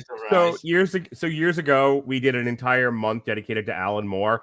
And ever since then, when I don't know something, I just start rattling off Alan Moore stuff. So Watchmen, V for Vendetta. Is this From Hell. Chris? Is this Killers the Fireman? No, this is from John Wick 4. Oh, okay. Oh, God damn it. All right. It was- So far, Wait, there Mark's was dialogue in annihilated. John Wick 4? All right. Yeah. All right, here we go. We mothers stand still, so our daughters. Evil can Dead look Rise. back. No, fuck Barbie. Shit. It is Barbie. Yeah. Fuck it, I'm gonna give it to him, even though he didn't say his name first. Anyway, remember these are phrases that people are like. These are the quotes of 2023. Yeah. I did not Yeah, make. I don't this, know. Like, motherfucker. you started reading that, and I heard Mother, and I'm like, oh, Evil Dead. There's a bomb in that one. All right. Number 3. Just keep telling the story. There's so many stories to tell, but okay, Chris, is this Killers the Fireman? No, Okay, fuck, all right. The Color Purple. you're not gonna get it, Mark. Believe me. This one I added just because this would have all been Chris, and he fucked it up. This I was fucked it up? Asteroid City. Oh. And again, I got this from top 10 list. God damn. All right, number 2. Then we're the same. We can't go to heaven because you're not good and I'm not a person. Oh, shit. I know that one. Say your name if you think you got it. I know that quote. I just saw that movie. The creator. Banana. Creator. Creator. Nice. 100%. All right. Nice. You got 2 more left. All right. So Okay. the trap isn't a all right. The trap isn't a trap if you know the trap is trying to trap you. It's a face-off. I just saw that one too. The trap isn't a trap if you know it's a trap. Oh, Chris, It's- Chris, it's Wonka, right? What? It's gotta be Wonka. Is that Wonka? No, it's not one. Okay, fucking. Goddamn. So I the Banana. trap It's isn't a trap. Aquaman. No. Aquaman. But close, sort of. Guardians It's of the not Galaxy Aquaman? Volume 3. Okay. Fuck. It's Last but not least, Wait, I'm Guardians of sorry. the What Galaxy. was the last one? Guardians of the Galaxy Volume 3. Guardians of the Oh Galaxy shit! Volume Yeah. 3. Okay. Yeah. Whatever. Close enough. Yeah. Evil surrounds my heart. Many times I cry, and this evil around my heart comes out of my eyes. I close my heart and keep what is good there, but hate still comes. And this is number 1 on 3 different lists. This fucking quote is considered the number 1 quote of 2023 And we from also- a movie that's nominated on award shows. Take it over. One more time. Yeah, please. Evil surrounds my heart. Many times I cry, and this evil around my heart comes out of my eyes. I close my heart and keep what is good there, but hate still comes. Killers of the Flower Moon. Thank you. He's got 4-0. Chris, I read quotes to you every fucking week, and literally half of these were ones I've read to you. I got you, man. I got you. Yeah. He's like, Mark all right, is I hear you, annihilating her. Psycho. Like right now. Hey, right, Mark. Here. Here you go, man. Here's an $800 Thanks. copy of the AEW title. Right there. Right Great. there. I'm gonna go to the other guy. I'm gonna take that belt and go to the other guy's show. All right. All right. Top 5 worst. Well, I'm gonna start. You want to start, or someone else want to start this one? I'll do the top. I'll start the top Okay. 5 worst. Okay. Yeah. All right, in no particular order. But this might be the worst made movie of this year. It didn't bring me the least amount of joy. That's something else on this list. But this, of all the movies I reviewed this year, this was quite possibly the worst made. Hilariously badly made. That would be Children of the Corn 2023. Oh, See, I stayed away from it because I heard about how bad yeah, it was. we all stayed away from it because I literally, when I was a kid, I grew up in Indiana, and everybody called me the guy from Children of the Corn. So we stayed away from it. So I have a guy that I do like a lot of B movies with. You know, like Mhm. we'll either do commentary tracks or we'll do like we did a podcast that was all like stupid shark movies. Yeah. And you know, we did Santa Claus with the cats that deliver Christmas presents. We just did Cocaine Shark. And none of those are as bad as as Children of the Corn 2023. Not even Sharks of the Corn. It was so incompetently made. It's funny, like you talk about like all the legs on the stool that make a good movie. Mhm. Well, the legs of the stool that make a bad movie. Boring, incompetent, like poorly acted. Like you know, the story makes zero fucking sense. Yeah, Children of the Corn 2023 was one where like you would be fooled into thinking it was a student film, but if it's a student film, it should be better than this. Yeah. Exactly. Sorry, I turned my microphone off real quick. But yeah, I agree with that. Like it was one of those movies that it was just like, is this a student film? I did watch it. I but it was encourage just, like, I not for encourage my podcast. son and like my bonus kid. Don't ask. I was Okay. like, if you guys like movies so much, go make your own. It couldn't possibly be worse than Children of the Corn. And it was like, how do you take a classic like the original Children of the Corn and just butcher it so much? Like, yeah, it's like the Carrie, the fire starter, like there's so many, like I don't understand how so many people are butchering so many Stephen King movies, dude. Yeah, it's almost like they're doing it on purpose. Like everyone saw the producers and were like, the lesson here is make bad movies. I'll tell you, the one good thing that came out of Children of the Corn was the phrase "Wish Groot," because like I haven't stopped laughing about that all year. I get that. What's number? No, go through your top Okay. 5. Just do each one of us will do just top All right, 5. the next one, Peter Pan and Wendy. I'm with you. That's Oh my god! Yeah. Yes. This movie made me laugh at Disney losing $500 million this year.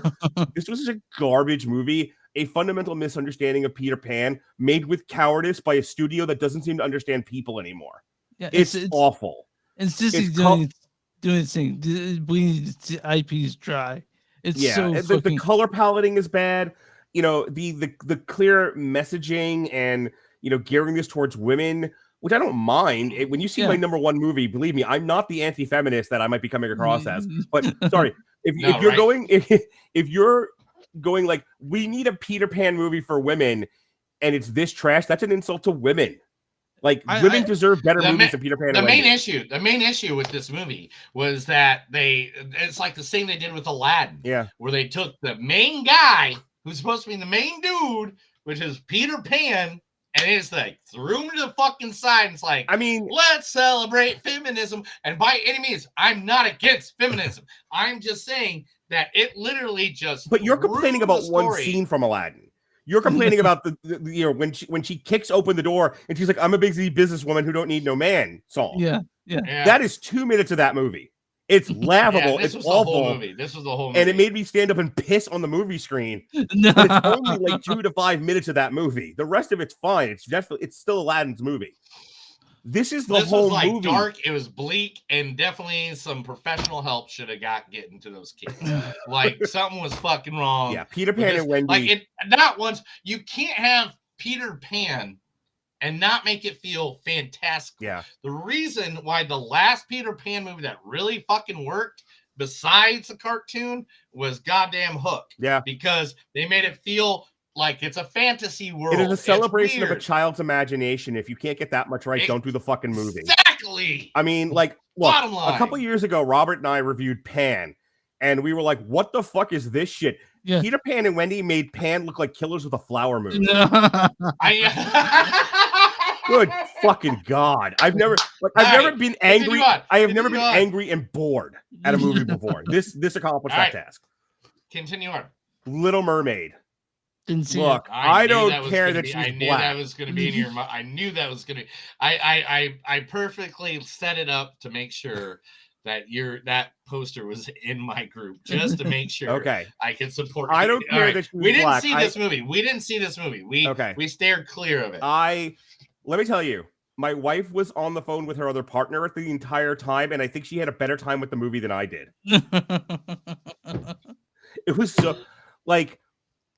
The girl that plays the Little Mermaid, she's a great singer. She can't act her way out of a paper fucking bag. She looks like it is a special gift and task to be able to operate in green screen. And if you can't do it, your movie falls apart, which is the biggest problem I have with Little Mermaid. I stopped. We're all using the same. You guys use Restream. I use StreamYard. Yeah. It's the same technology. Yeah. I had to start taking us out of the screen when I was playing the intro, because there was that like half a second delay where we all looked dead-eyed, as we're waiting for the thing to start. That's her through this entire fucking movie. Oh my God. My God. Dude. Like, is she a ginger? Does she have no soul? I've never, my God. Do you remember Amazon Women on the Moon? David Alan Greer's like Don No Soul Simmons? That's her daughter. God she's an embarrassment to black people. Jesus Christ. It's awful. The CGI, awful. This Eric, non-character, awful. Songs, awful for the most part. My poor daughter is like, why do you hate this movie? And I'm like, why do you like things that suck? Like, yeah. All right, continue on. Let's hear the next. No, I have 5 more hours of complaining about the Little Mermaid. It hurt me. I get it. So speaking of movies that made me angry this year, I had a fucking meltdown during this review. And it was because I had to say something to the effect of, if your ego integrity is so weak that you can't handle a criticism of something you like without getting your feelings hurt, that's your fucking problem, not mine. And with that, I tell you, Indiana Jones and the Dial of Destiny is one of the worst fucking movies I've ever seen. It was definitely one of the worst movies this year. If it's on one of your lists, I'm fucking off this podcast. It's on my list, and then, but it's something that I didn't register. I didn't register it. Everybody remembers where I'm from, right? This was hot. Everybody knows what state I was born in, right? This was boring, hot garbage. This was yet another Kennedy put a chick in it, make her gay. I mean, it was just awful. Like, and what killed me, what the worst thing about it, I'm going to really wrap this up because I know you guys are like, for you, please move this on. No, sorry. But one of the worst things about Indiana Jones was, you know, as kids, we watch this movie and you want to be Indiana Jones because he, you know, he looks death in the face. He goes on adventures. He learns the thing. He changes over time. The stuff with Marion, I said this in our podcast. Knowing why things work is important if you're going to redo them in some way. Yeah. So when he's talking to Marion and he's just been beat to living shit, he's been like run over, you know, and he's just cut to pieces and she's trying to nurse him up and he's like, ow, everything hurts. And she's like, well, motherfucker, where doesn't it hurt? Here, bitch. Like, that's why that scene works. Yeah. Yes. And then they exactly. redo it in this movie not knowing why that scene works and it looks like a bad cover song. Yeah. And my other thing about this is you should not watch a movie where your hero desperately wants to die. And that's what they thought was a good idea for Indiana Jones. Let's make him want to die. That's amazing. Oh my God, he wants to die. He amazing. wants to Fuck die so you, hard. movie. Fuck you, Disney. All right, and what's your number one worst of the year? Expendables 4. Look, Megan Fox is a Oh, hot we didn't piece get of to ass, see it. but We she didn't couldn't see fucking it. We save this didn't see movie. it. This was the dumbest shit. They killed Sylvester Stallone in the first 10 minutes and then they bring him back to life at the end. And I'm like, come on, man. I watch wrestling and I can't believe that shit. My top 5, everybody. Okay, 3 out of my my top All right. Disney Chris. movies. Chris. Rebel Moon Part 1, Child of Fire is one of the worst movies I've seen this year. That It might was- have made my list had I watched it. Had I watched it before, we just Yeah. did our review of it on Monday, so I just watched it. It's such garbage. Remember everything that was cool about Star Wars and to take all the shit out? You had Rebel Moon. Do it in one sentence. Actually, no, it's just you have all these actors. Just make them interesting and put them in a fucking Star Wars Avatar ripoff and you strangely Inglourious Bastards. And you have Rebel Moon Part 1, Child of Fire. It's like you have all these characters that are just the most boring you can imagine. And I don't It understand was what like the porn version of Star Wars without the sex. It's weird. exactly. Yeah, it was fucking awful. Yeah. And It was weird. I don't know how that. Okay, I'll move on from it because it upsets me. Shazam 2 is one of the worst movies I've seen this year too. Oh, get the fuck out of here. Yeah. Why the fuck do we? Fuck you. Uh, There's way worse. Why the movies fuck Yeah, do I we was even gonna have say. this movie? Like, It was a decent movie. It was a decent movie. It wasn't a It good was I mean, fucking- Lucy movie. Liu It and wasn't a Jedi great in the movie. camera wasn't great, but I mean, come on, man. That's one of your worst Yeah, movies of come the year. on. Do you not All like right. Move on. I don't even want this argument. I don't even want hold this on, real argument quick. 'cause we're not It is, gonna- it's shit like All that. right, What all right. DC's Tell us starting your over. bullshit argument. What? It's shit like this. What DC's starting over. It's a movie. It's a nothing movie. It's a nothing burger movie. And they act like that we should like this or they had that movie for the ending scene for all the people who really love the Snyderverse type shit. And dude, fuck that movie. Shouldn't do. Okay, so here's why I'm not gonna beat you up on it like your hetero life mate over there. Uh-huh. I can see if I didn't think it was the worst movie this year. I had fun with it. My kids had fun with No, it. like by any means, but- it's not even my top. But if 20 you're worst but if you're movies. one of these people that's like, I'm looking for well-made movies, okay, I see your argument. Okay. But then the other thing is this: you went to a fucking superhero movie looking for a I mean, Neil, you brought me. congratulations, Neil, congratulations to MCU for fucking making that a thing. J- But goddamn, superhero movies. I saw in 1990. I saw Captain America with a rubber suit and Red Skull with a fucking weird shit. And guess what? Listen, I walked out of that theater happy. I got 'cause two was like, words for you. Oh, I gotta see. I got 2 words for you. Howard the Duck. Duck boobs. Woo! Woo! You know, I wouldn't have seen this if you hadn't made me, but that, so that's what I'm saying. So I'm sorry you hate comic books. Yeah, go ahead. I didn't say that. Say we're out Yeah, you did. making duck food. What the fuck just happened? My son with the All right, run-in. all right, go ahead. Consecration. I made you see this earlier. Yeah, you don't remember it, do you? Consecration. I never was saw it. Did you see it? No. I don't even have it in my. Yeah. I have 120 movies in my thing, and I don't think I even have it here. And Jenna Malone religious I horror don't. movie. We saw it. I know we did. But All right, cool. Was it shitty? yeah, it was awful. All right. Why was it shitty? But it was boring as fuck and nonsensical. And I apologize to the person that brought this to me. So, but it was lame. Yeah. So it's All right. moving on. Peter Pan and Wendy, we talked about. Fucking awful. Yep. And then the worst movie I've seen this year, which I said this was number one, is Hypnotic. Okay, I'm gonna pee while you explain why it's bad. Okay. Remember Hypnotic, dude? Neil? Hypnotic, yeah, Ben Affleck. Yeah. I know exactly. It was a piece of shit movie, right? About. I mean, I went with before I knocked some off, the other one on that that same review podcast episode. The other one, Mother, was the one that I marked as being the bad of the two. Because I was like, oh, both those movies are bad, but no movie was worse than Mother. Fuck Mother. I don't even remember that movie now. It's on the same episode, I bro. know, dude. I just don't remember Mother. I mean, which Mother? I literally marked it like I haven't saved the Mother with Jennifer Lopez. Oh yeah, that's we actually did a whole episode. Mark. Yeah. We did Ben Affleck Bennifer episode. Yeah, because Ben Affleck and Jennifer Lopez were back together, and both their movies, one in the movie theater, one in the fucking at Netflix, both were released the same weekend, and they're both fucking awful. No, because worse than me. They were both god awful. Yeah, but that's his number one. I'd like to believe I'm a Rodriguez fan, but after seeing this movie, I don't know, man. I really don't know. Oh man! All right. So that's your top 6 of the worst top movies 5. of top 5. Whatever. I know. Go. Why do you correct me? So, do you not love me? I love you. I love you always. Is that so? What, Neil, look past it. Go ahead. I hate it when you just sit there and you make fun of me in front of people. Like, we don't know these people. Maybe they'll like me, and you don't like Neil, me. But number 5, boom, William Dafoe shitting in an apartment for an hour and a half, fucking inside.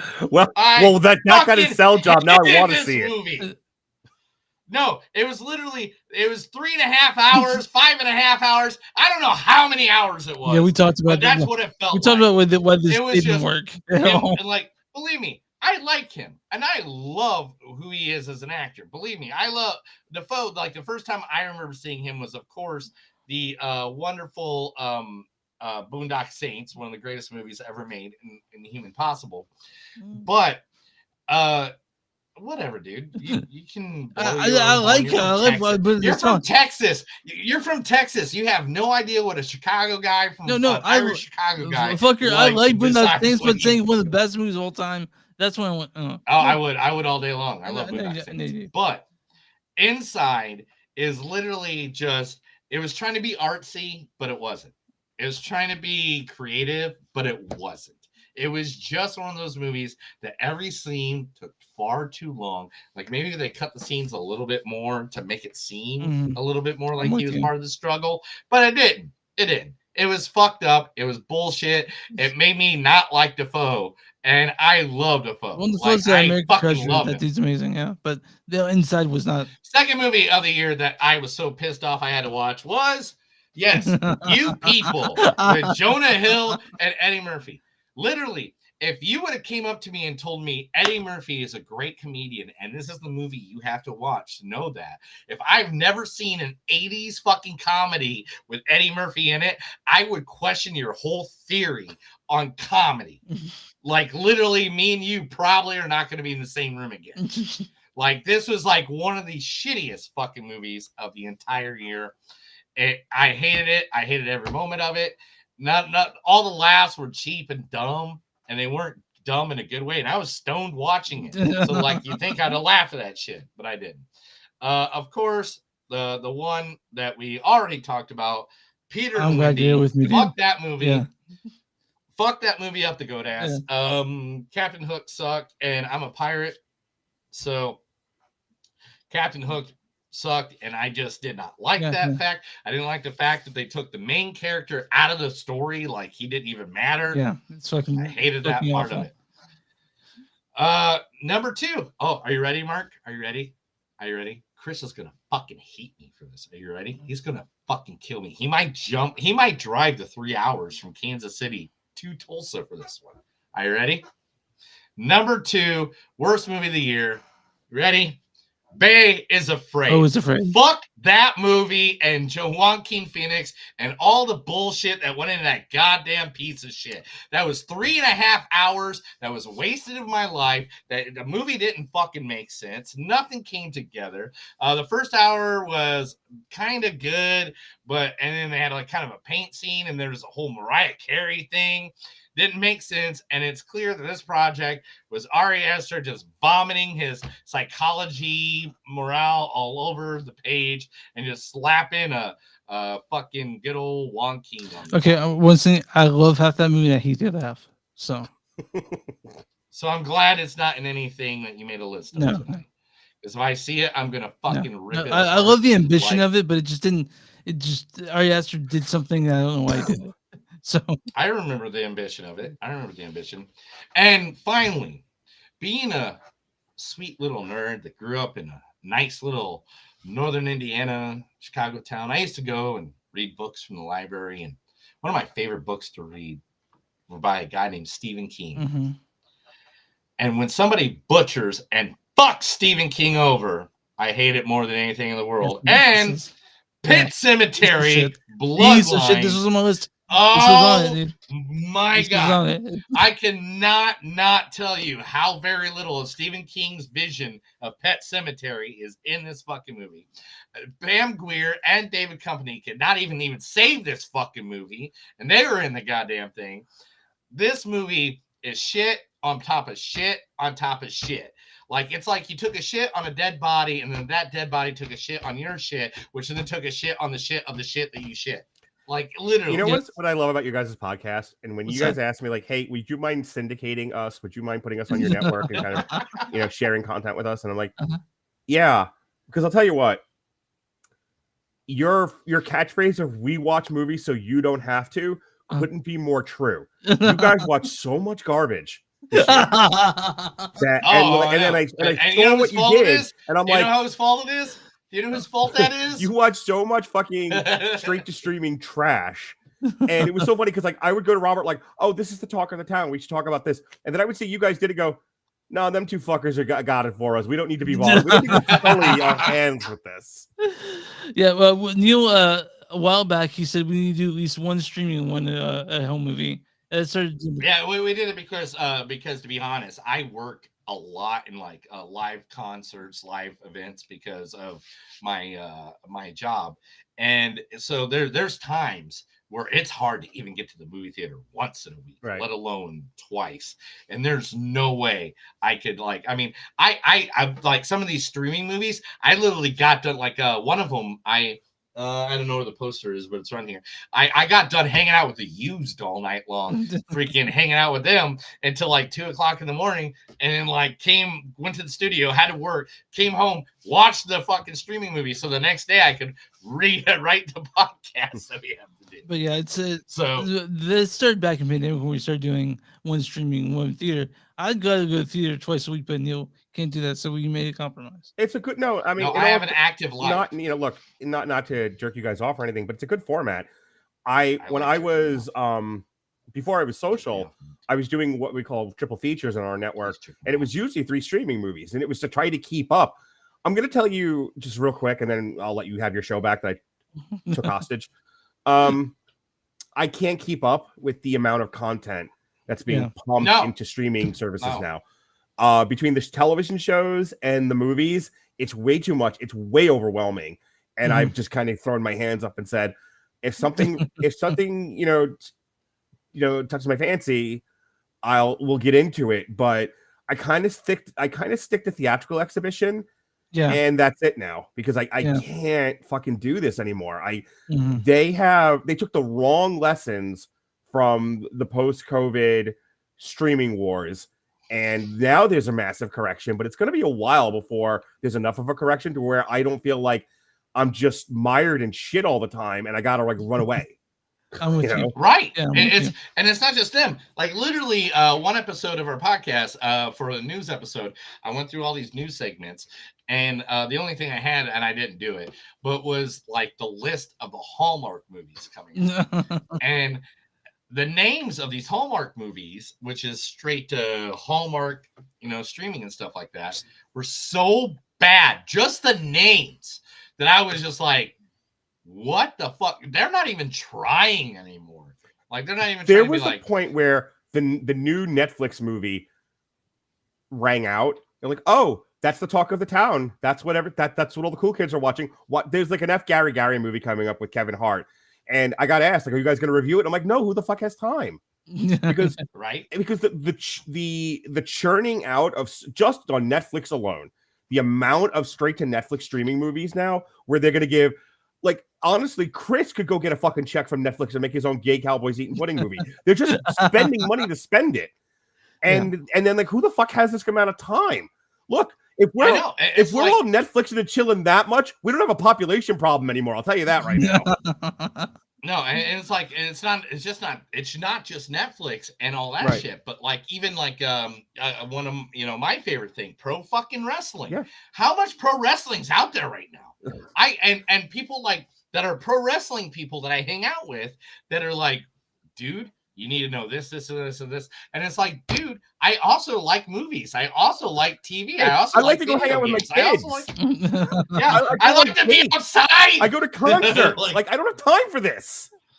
Yes, exactly. But on that note, God damn it, Mark, you gotta now tell us, what is your number 5 movie of 2023? Well, I want to share something with you guys really quick. I really will make this quick. Mhm. I'm an ally of the LGBTQI community, and I identify as transracial. Mhm. I am a 6'5" black fella. And with that said, my movie, my number 5 movie of this year, The Color Purple. Oh wow, you haven't seen this? Wow, I did not. We didn't even see that this year. Yeah, I saw it with my daughter. My daughter and I, the thing we bond over is musicals. Mhm. And besides Wonka, which, hint, hint, that's coming up next. I'm a big fan of musicals when they're done right, not Cats. They're the stuff of wonder. I like singing. I like dancing. I like black people. I like, narratives. I like, we had everything I like. I like black people. Yeah. No, I absolutely, I think it was well, it's not perfect, but it was well put together. The songs were great. The performances were great. The story is uplifting and wonderful. It touched me in the feels more so than some of the stuff on my honorable mentions did, which is why they're honorable mentions and this is on the list. Yeah. Honestly, if you have an opportunity to see The Color Purple, give it your money. It deserves it. Okay. Well, I will want to. Neil, what's your number 5? And I'll do mine number 5 after you. It's not how the Fine. We talked about number 5 is the Fire Moon for me. That's why I already talked about. So, I had nothing more to say than what said. It's got my boy Plemons in it, and I love Plemons. And so, Killers of the Fire Moon. We talked about it earlier. It's a great movie. It's my number 5. What is your number 5? Killers of the Fire Moon. Yeah. What's my number 5? I don't fucking know. Tell me. I think he was being Chris, rhetorical. Well, Chris, it's all about porn. It's all about Frankenstein porn. It's Poor Things. Okay, yeah, that's a good one. I thought this movie, even though it kind of fucked me up for a while, because I'm like, oh, she's got a baby brain and she's being fucked as a baby. Ew. But she had the mom body, but the baby brain, and that kind of fucked me up for a little bit during the movie. But it is one of the most beautifully shot and beautifully acted movies. It's an ally of the black community. I'm not for this. I'm sorry. Keep going. So Poor Things, aka Frankenstein likes to bang everything. The movie was great. It showed the dark underbelly of life and love, funny, shocking, thoughtful, and progressive. It's also about massively entertaining. Emma Stone, Mark Ruffalo, Defoe, and are just amazing in their parts. It's steampunk, it's retro, so it gives me that feel. It almost is like BioShock Infinity, I also saw. which is like one of my favorite games. So therefore, I saw someone Go ahead. describe this A24 as Barbie, which I get really quick. I love That tracks love, for love me. this. Yeah, I love this movie. I think Emma Stone's doing weird shit, and she does weird shit. I'm very happy. Yorgos Lanthimos, the director, I love. I love The Lobster. I love Killing the Sacred Deer, but he matures in this one where actually people act instead of just talk. And yeah. but we'll talk about this a little bit more later. But I watched it. And Mark, no, we're not talking about this a little more. Let me finish my fucking paragraph, Oh, you God. asshole. Anyway, You told me to you're the one that interrupted me. I was in the Sorry. middle of a sentence. Go for it, and you man. interrupted me. All right. You're off my Christmas card list. Anyway, just so you didn't think it's not just like Emma Stone's acting of Bella was ridiculously well, and it was so deserved the Golden Globe that it got this year. But on top of that, the person that really deserves the Golden Globe is Mark Ruffalo. Like, that dude played like the slapstick, freaking old school 1920s comedy stick, and I loved every moment of Mark Ruffalo's performance. Poor Sleazeball. Things to me is my number 5 movie. Okay. We'll talk about it more later, but yeah, Poor Things is great. Number 4 for Mr. Mark. Wonka, we already talked about it. I don't Okay. have a lot more to add to it because I know we're running long on time. It's Sounds wonderful. It took me back to Golden Age Hollywood, like I said before. Songs are great. One thing I didn't say before, which I wanted to, the archetype of the genius black girl child. Oh my gosh, Noodle is amazing. Yeah, Noodle's great. Noodle is like the antithesis of the broad that was in Dumbo. Like, it was nice that they didn't give her autism as a superpower. Yeah, that's good. It was great. You know, like, I have to say, like, Wonka, it was the most surprisingly competent movie I saw this year Yeah. because I really expected nothing. Oh, And it was just one like of those where it's dog on shit. the list because it was the hot movie of that week. Yeah. And let me tell you how I said this, you know, there was a time where my movie podcast was essentially, I'm going to see it anyway, so I might as well talk about it. Yeah. And it kind of evolved into, well, we'll just talk about whatever's hot that week. And this year coming up, 2024, and last year, there was this transition of, I don't even want to talk about half of these movies. I don't want to go see half of these movies, but now I'm stuck in this cycle. But it's because I'm stuck in the cycle that I saw Wonka and I was pleasantly surprised. Yeah, I walked in dreading it, and I was showed how wrong I was. He dreaded because I said we should go see it. Also, I need more gay foppish Hugh Grant. Like, oh no, shit, right? I need Hugh Grant's character from The Gentleman in every movie as an Oompa Loompa. Oh my as a dwarf, god, as Han The Solo. I don't give a Gentleman. fuck. More gay foppish Hugh Grant. All right, my number 4, I Bottom guess. line. Chris. Number 4, right? Oppenheimer. We talked about it. Oppenheimer's on number 4. No one can be. Oh yeah, that's where they all die at the end. Yeah, no one can be a polarized filmmaker on this show. Oh, not the people they show on the camera screen. They not the million of people. Dude, that- I Oh thought the my fuck god, you- the Japanese got over this faster than you have. Yeah, dude, you like this movie. I don't know why you're talking shit all of a sudden. I know. That's the one reason I didn't get it higher. No, Is because because- they didn't. As an Yeah. ally of the Japanese community, Neil fucking Patrick, whatever your last name is. Blackwood. It's Blackwood. Okay, whatever your porn last name. No, that's literally I my think- last thing. I you think asked. what Neil does is that we like something, he'll like it too, but he'll shit on it, so it gets on my nerves a bit. Yeah, but- he's me when It's I an was a Indiana teen. thing. Yeah, It's Neil an is. Indiana thing. It's an Indiana. I get it, thing. Chris. It's- Neil it is me when I was a seriously teenager. All right, so my number 4 was Oppenheimer. We talked about it. I'm sure to say, Neil, what is your number 4? My number 4 is, of course, the story of one of the greatest pro wrestling families in the entire world. The only reason this movie is not higher on my list is because me, as being a wrestling historian, they left out a couple people. Yeah, 2 suicides. But the Iron Claw, to see that. All right. Let's not even talk about how comic book movies are a thing now, but to know that something in pro wrestling is now a movie on the big screen for a guy like me, who literally my entire life, everything I love is considered nerdy bullshit and dumb. To have a movie that great where Zac Efron and Jeremy Allen White just knock it out of the park. I have so many problems with this movie. I have the fact that it's a giant bummer. I have problems with too. But, and even when I knew, because I know the story. I know the story backwards, forwards, upside down. Yeah. Did you watch the Rise and Fall of World Class Championship Wrestling that the WWE put out? No, it's not the Rise and Fall. It's the Triumph. And, yeah. And you don't even have the right name for it. Whatever, so you thought you did. You anyway. You knew what I was talking about, Melissa. Just Jesus Christ.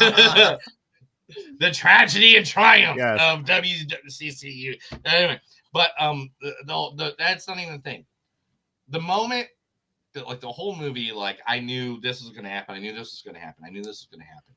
But that last moment following Zac Efron being Kevin Von Erich, and that last scene where he says those words, the kid's like, why are you crying, Daddy? He's like, I used to have 4 brothers and now I'm not one. I bawled like a goddamn freaking baby got my bottle taken away. Like, I bawled, and that's right when the lights came up. So, and to have that much emotion yeah, out of a wrestling movie for me, when No Holds Barred exists, when Ready to Rumble you selling the exists, good goddamn name and No Holds Barred and Tiny Lister Jr., sir. I know, but to have all those wrestling movies exist that was nothing but bullshit my entire life, and to have a wrestling movie that literally made me feel something, is why it literally has to be in my top 5. Okay, couple of things. It's in my honorable mention. It almost made my top 10. So a couple of years ago, I took my family to go see Coco, and me and my daughter, famously, historically, cried so hard our faces hurt. I now refer to anything where I have that emotional as Coco crying. Yeah. Like, I was inconsolable. Yeah. The only other time I think I've had that visceral of a reaction to a film was Up, and it was after I lost a baby. So, that's how bad that was. And I went into the Iron Claw as a wrestling fan, same as Neil, wanting to Coco cry because I know the Von Erich story. It's the worst. But I feel like I held it every time because I wanted to Coco cry. I held it back because I was like, oh, I know this is where he's getting married. I know the tragedy that comes right. I tried, man. I went into it. Like, I brought my kids. I brought my bonus kid. I'm like, it's the saddest story in wrestling. Get ready, kids. We'll go see Migration when this is done. We'll get out of this. But for now, true story. For now, like, let's go watch the depressing wrestling movie. And at the end of it, I was like, every time there was an opportunity for bravery, they ran away from it. Kerry's death. Yes.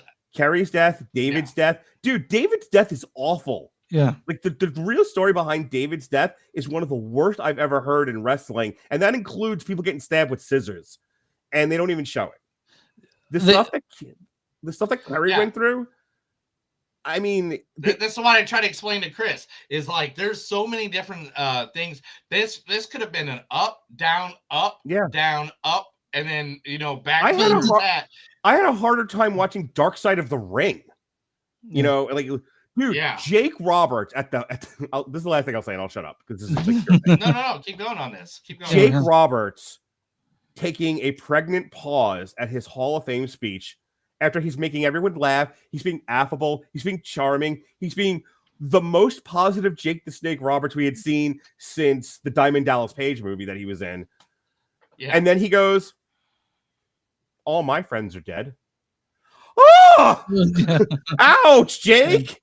And that hit me harder than the Iron Claw. And so, like, I feel like the movie, because it incompetently almost focuses too much on David, on Kevin, sorry, focuses too much on Kevin to where it robs the tragedy of its impact. Yeah, I feel like there's that much of it, but at the same point, I really feel like that him being the only surviving one, like that was just as big of his impact. What do you guys think Like, I about get Chris? why Your you say opinion, that. it didn't hit me the way that Yeah. they didn't hit me that way, and I walked out feeling almost robbed of what I wanted as an emotionally cathartic experience. Mark, what did you think about the omission of Chris Von Erich in this? Like, they took out a whole brother. you Yeah, know? I'm sure look, any adaptation's going to have its creative differences. That's what's the word I'm looking for. And so I would like to hear the filmmaker's reason for that, but again, I think if you want, he said, I go. listened to I'll this. see the floor. Yeah. But he said it was because of time concept, and like he wanted to keep it under a 2-hour movie, try to keep it as much as about a 2-hour movie. Maybe as cut possible. some of the stuff with the And wife even, then. Yeah. That's what I thought in my perspective. But he even talked to Kevin, and like they were on the phone together when he was like, "Hey, what part of this?" And they also, I also read that he's like, and it's so much of a bummer. Yeah, it's a big fucking bummer movie. But I mean, that's a lot to take in. the acting that's in like it the is most depressing the acting fucking story the ever. acting is fantastic, and I can't believe the transformation. Look, Zac let me tell you Efron went something. through. Yeah, If you're going to take on the Von Erich story, you need 3 hours, and it needs to be Schindler's List fucking depressing. yeah, This wasn't that. yeah. Too sweet on that. Yeah. And on that note, number 3. Go for it, Mark. Oh, John Wick 4. For time, I'll just say I kind of said everything what I said about this movie before. Best made action movie of this year. Best shot, best acted, best color paleting. Keanu Reeves is, amazing. John Wick 4 is so good. I'm mad they're making Ballerina. And I'm mad they're making the content. Yes! Yeah, I'm with you. I'm angry at Hollywood now for this. Like, it ended so perfectly. It earned its ending, and so few movies do these days. And yet, because of Lizard Brain, they're continuing this stupid fucking franchise, and it drives me nuts. But yeah, John Wick. If you haven't seen John Wick 4, you're not a real movie person. It's amazing. Some of the best scenes in cinema in the past 10 years are in John Wick 4. And dude, how many? If you're a man with a penis, and you didn't fucking like feel every stair he falls down, you're dead inside or on heroin. I don't know what's wrong with you. My number 3. I don't even know how to say that. Number 3 is when we talked about probably big time. So my number 3 is Barbie. We can talk about the cultural phenomenon that is Barbie, because it's I'm sighing in frustration because of where it's on my list, and like, damn it, I wanted to wait for my moment. No, it's fine. Don't worry. Go ahead. Sorry. So it's the cultural phenomenon. It's funny as fuck. It's Gerwig and Baumbach made the best screenplay they could make for Barbie. Like, when I heard they were making it, I was like, I have hope for it. And then when I saw the preview, the trailer for it, my hope was so high, and it delivered. Margot and Gosling, fucking perfect. It's one of the few times I think when it comes to box office, the audience gets it right and gives the money to a movie that fucking deserves it. Because this, like, I feel like me and Mark are gonna talk in detail about this in a little bit, and I feel like we're at the same number on that one. So let's go ahead and we'll kind of pop that one. Let me interject something real quick. No, not yet. Let's talk about this. Hang on, I gotta tell really quick this anecdote. So, I didn't know what Barbie was gonna be, and I'm gonna stop you. Yeah. I'm gonna stop you because if I think I know what number you have this at, me and you are gonna have this discussion later. Let's not have it now. Let's move on because we got some stuff. Okay. Since I'll save it. But I'll say that it's one of the few times I think the audience gets it right when it comes to going to see a movie and making the number 1 movie of the year, which is a lot of times that movie is dog shit or even worse. But this one, Barbie, deserves everything it got. This message loud and clear through the whole film, as fuck the whole way through. And to me, it's an instant classic and a movie that everyone should see. I bawled. Exactly. I fucking bawled at the end of it. Yeah, I know, and we'll talk about that here in a little bit more because I feel like we're going to be on the same wavelength. Okay. So just let's move on to that one. But let me pop in my number 3 real quick Mhm. because you guys are gonna be like, "What the fuck?" Are you ready to be surprised Yes. by Neil's number Uh-huh. 3? Cool. Oh, good. The Nice, Holdovers nice. is my number 3. Look at you picking a I grown-up love movie. Christmas movies. I love Christmas movies. I do. This is a movie I feel like I can add into my brain, Planes, Trains, and Automobiles, my Bad Santa, my Bad Mama's Christmas, Bad Mama's Christmas, really? oh yeah, dude, I love Bad Mom's Christmas. It's like one of my favorite fucking Christmas movies. I feel like this is an additive I can add on to. Paul Giamatti and Dominic Sessa. Dominic Sessa. what's- Dominic Sessa. what? Dominic Sessa. That's the guy's. That's your ass. No, that's not the person I care about. Devon Joe Rudolph. Is that what you're talking about? Yeah, Okay. Devon Joy Rudolph. Both deserve their Golden Globes Okay. for this fucking movie that they just got this past weekend. I feel like I was already on track of making this one of my top 5, and that totally cemented it. From going from a guy known as Pig Vomit to a guy that is now one of the most best actors Celebrated, out there and is celebrated. Listen, he made Wine Country. Cut him some slack. Jesus Christ. Dude, he Society- killed the Merlot. He killed the Merlot fucking I business for am 2 not drinking years. Merlot. Yeah, because of one line that's less than 10 I'm fucking seconds drinking in the Merlot. movie. Yeah. I'm not drinking Merlot. You know, American Splendor. I mean, like, Oh yeah, so good. Paul Giamatti. Oh, Come on. I mean, anything the guy has ever touched has been great. Yeah. And I love Paul Giamatti. And this movie here is literally going into one of my holiday movies to watch every. Oh, dude, I'm so glad that's So, like, when I say rewatchability, rewatchability, I am literally giving this the heads up. Like, this is like up there with like all the movies I watch every year, from Die Hard to freaking, Santa's Coming to Town. The Holdovers are in that movie. I should have probably given it number 1, but I didn't because we all know probably number 1. Neil, thank you so much for doing this. By the way, I'm so I thought you didn't like it and you tricked me. So thanks. Oh, dude, I'm not done yet. Okay, Mark, you're number 2. Oppenheimer. I don't know what like neckbeardy, weirdo, non-movie liking people don't like Chris Nolan, but he's the best filmmaker in major motion pictures in the mainstream right now. Yeah. He ruined my Joker. He ruined my Neil, Batman. Whatever. I'm still upset about that. I'm upset about Calm that. down. I'm sorry. Take a Xanax. It's okay.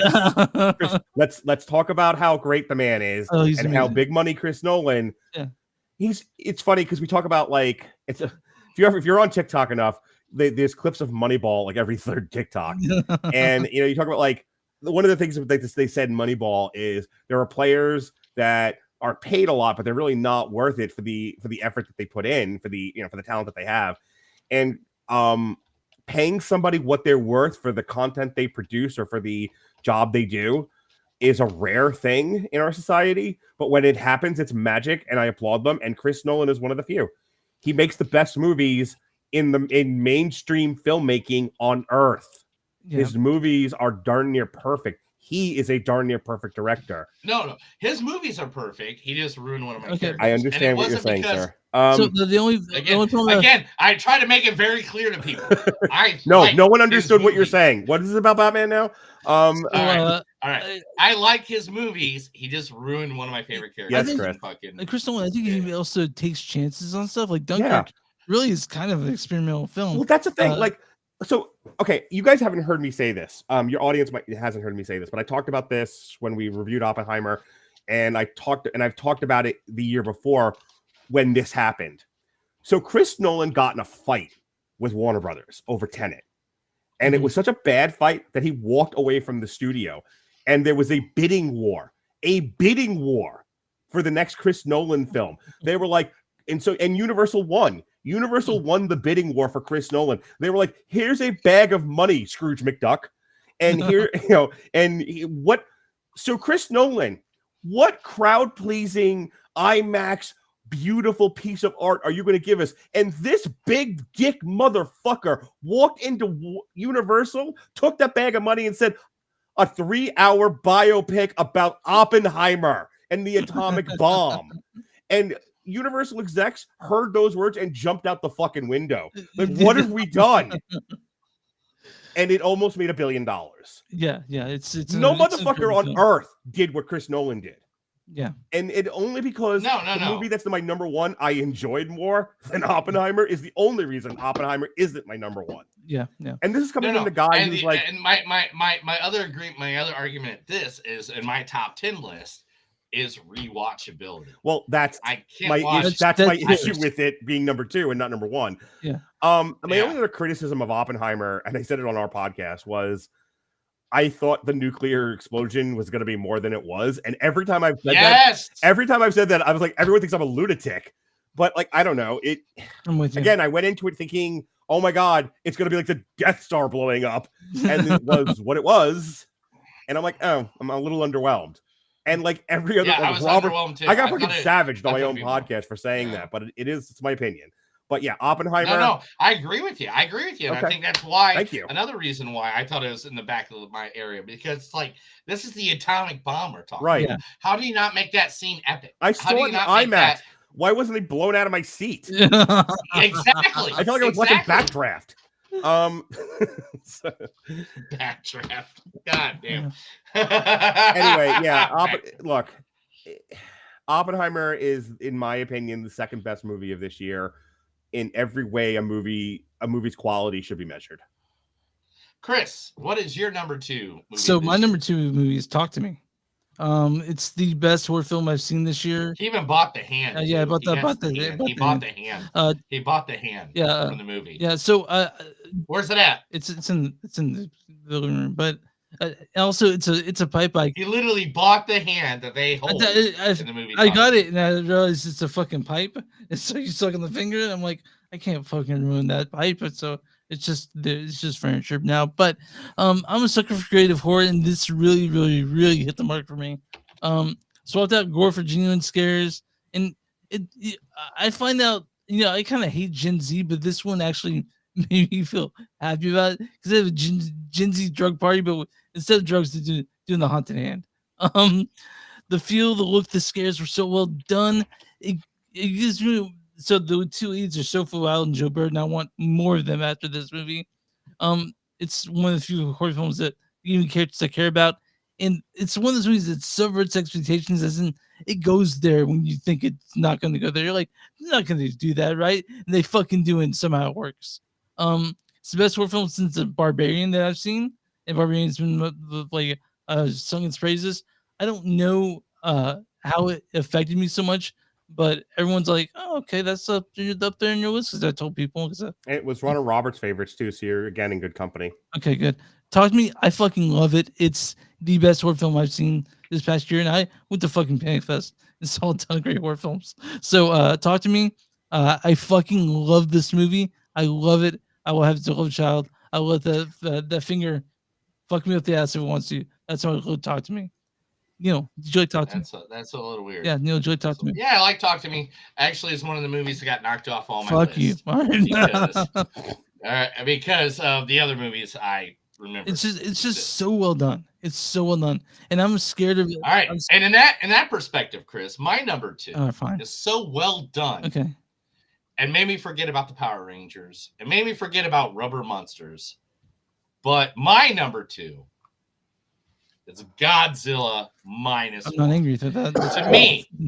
To me, for you to take Godzilla out of the fucking movie, to make it so Godzilla is not part of what I'm looking at right now, and to make him an afterthought of what I'm thinking about in this movie, being a guy that has severe PTSD from like a lot of things that's happened, and this, I'm not going to go into them or anything like that, but for a guy that has that severe PTSD, to see a man go through that severe PTSD, to be in subtitles, which I already fucking hate doing, to be a movie that I'm usually very familiar because it's a rubber monster movie, and to be a movie that makes me feel so much that I care more about the characters than the guy whose name is in the fucking title of the goddamn movie I'm watching. that is not just creative writing, but creative directing, creative visuals.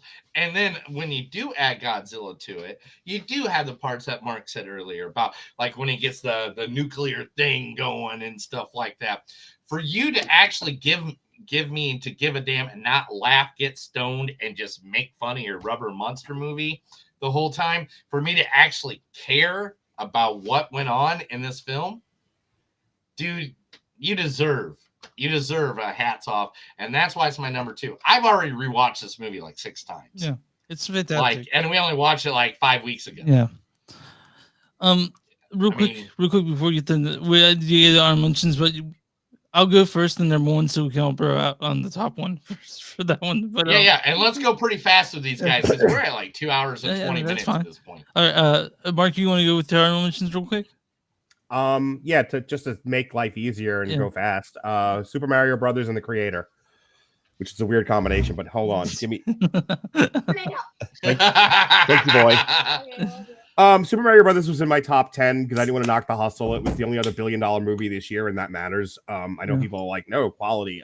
No, people need to see your fucking movie. And everyone saw Super Mario just like everyone saw Barbie. It won my heart. It was the most closest representation of the IP, the beloved IP that I'd seen captured on film. It made Illumination stand out as the premier Tiffany animation studio in American cinema right now. Like they are making the crowd pleasers that bring the money in. I mean, you wouldn't know that by migration, but Super Mario Brothers, $1 billion movie. Everyone had their doubts with Chris Pratt voicing Mario, but it worked. The story worked. They were able to do stuff with Princess Peach without making Princess Peach the Wendy of the Super Mario Brothers movie. Nice. Yeah. But it was handled with love, care, competency, and it's one of the best movies of this year. It's just like, I'm not the animation guy. I appreciate animation, but for the same reason I didn't go gaga over Spider-Man, I tend to, like, you really have to fucking win me over to stay in my top 10 if I can't find 10 other non-animated movies. So that's why it's in my honorable mentions. The Creator, we had our problems with it. It was originally in my top 10, but then there was stuff I liked more. Yeah. It has amazing visuals. The problem with The Creator is that it spawned a better conversation about artificial intelligence than it did a discussion of the movie.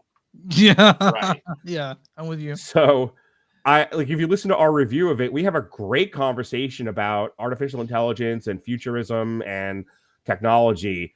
And then we talk about the movie and we're like, it has problems. I mean, it's you don't get sci-fi like that hardly ever. So seeing that, yeah, dude, don't get me wrong. I wanted to like The Creator more than I did, and there's a couple of times it misses the ball. Okay. And the other one was the Iron Claw. Iron Claw, that's right. Iron Claw. Okay, so right, top 5 for you, Chris. Most honorable mentions. The 3 I'm going with are Guardians of the Galaxy Volume 3.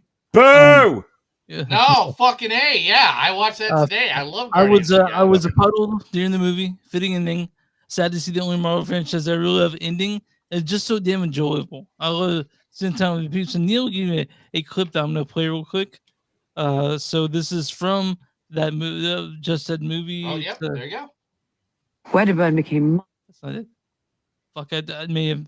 Oh, here we go. Oh, I don't have it, man. I'm sorry. Push the button. It looks like you're pushing the keyhole. The what? There's a button under the handle. Press that in. Okay. Now what? Open the fucking door. That is a stupid design. And your instructions were very unclear. So yeah, there's no fucking in another fuck word in the other Marvel film besides this one. But was I supposed to pick 5 honorable mentions? Well, yeah, yes. But we're just going down to 3. Oh, okay. Just real quick, then Cocaine Bear, and now I'm done. All right. Yeah, but I loved it. I think it. I'm glad it's over, but I'm sad it's over. But I love Guardians. They're the only Marvel franchise I really truly love. Like that. That's the only one. Like, All right, Can I tell you cool. why I booed though? Next. Like just What's it's the just other such four? yeah, low hanging fruit. why'd you do it? Because it's such low hanging fruit. It feels like who doesn't like the Guardians movies? Like, come on, man. All right, my other two are They Clone Tyrone, which is amazing. Neil, They Clone Tyrone. We talked about this movie. You loved it. Which movie? They cloned Tyrone. Oh, they cloned Yeah. Tyrone. Oh my gosh. I was gonna add that poster Yeah. and I didn't. It's a super unique Gosh, sci-fi dang it, I movie that didn't. came out on Yeah. Netflix. No one saw it because it came out on Netflix, but it's slipped on the radar. It's got great performances by John Boyega, Jimmy Fox, and Antonio Paris, and it's even got appearances from David Alan Grier. They cloned Tyrone. Yeah. It's a really good And- movie. It's like Ghetto Movie meets sci-fi, and they fucked everything Yeah, up. it's amazing. It's hilarious. Yeah, it's a especially for somebody that likes the color purple. You will definitely love this movie.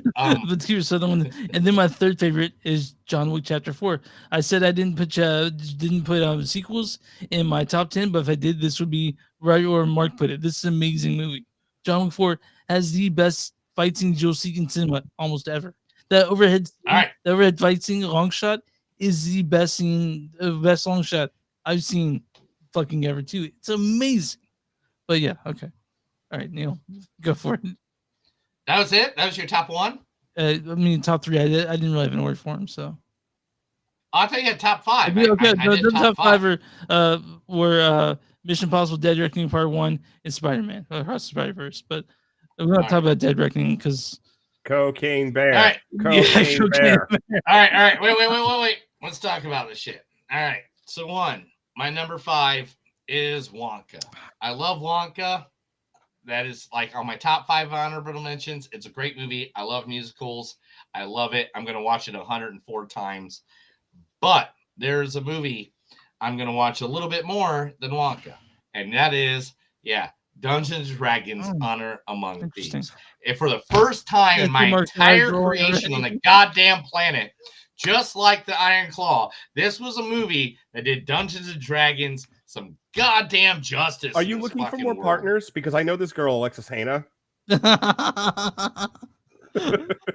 Anyway, another movie that is my top 3 in honorable mentions is the one, the only, and it's because it's probably the best in the entire series of 10 movies, and that's Saw 10. Oh my God, get the fuck out of here. Did you see it? Oh, for them. I reviewed it, yes. Yeah, okay. Yeah, for John Kramer being the actual protagonist of the movie and not Jigsaw, for him to actually get back at big money pharma and all that shit, I fucking loved it.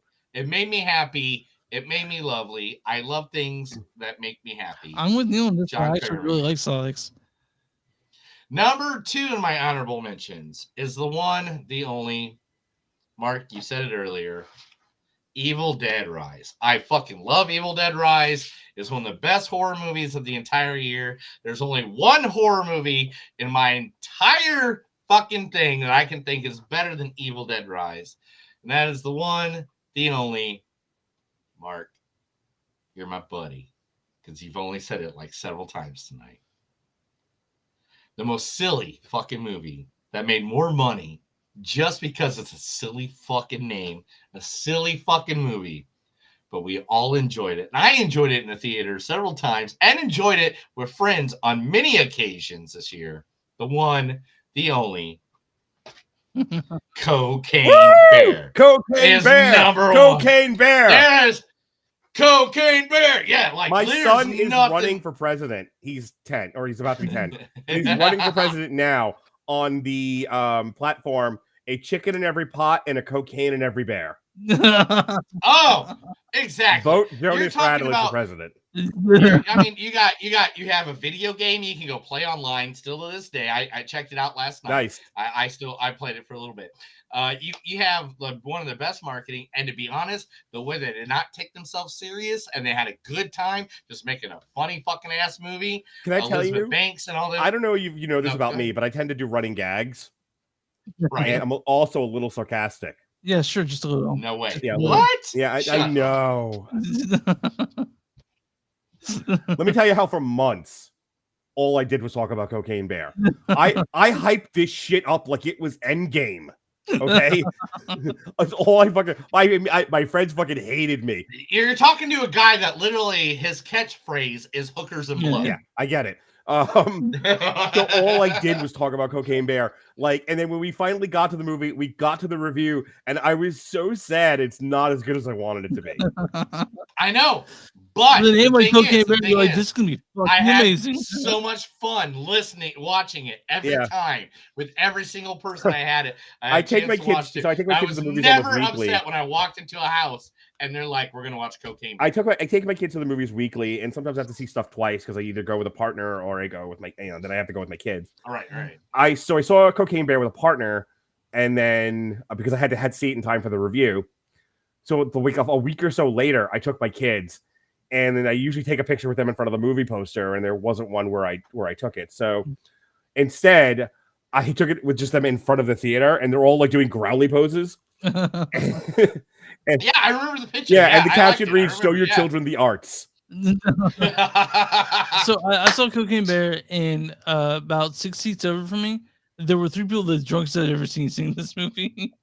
They were falling down, going down the stairs to the restroom, and just screaming the whole movie, and it actually made it better. But Yeah. Cocaine Bear is awesome. It's not as cinematically, it's not as good as I wanted it to be, but as a happening, as an experience, it's still funny great. as fuck. Yeah. It's just like it's one of those movies I could watch. It's like one of those movies like what's a good version of that? Or think of something like that, like Road Trip. Yeah. I could watch that thing 104 times.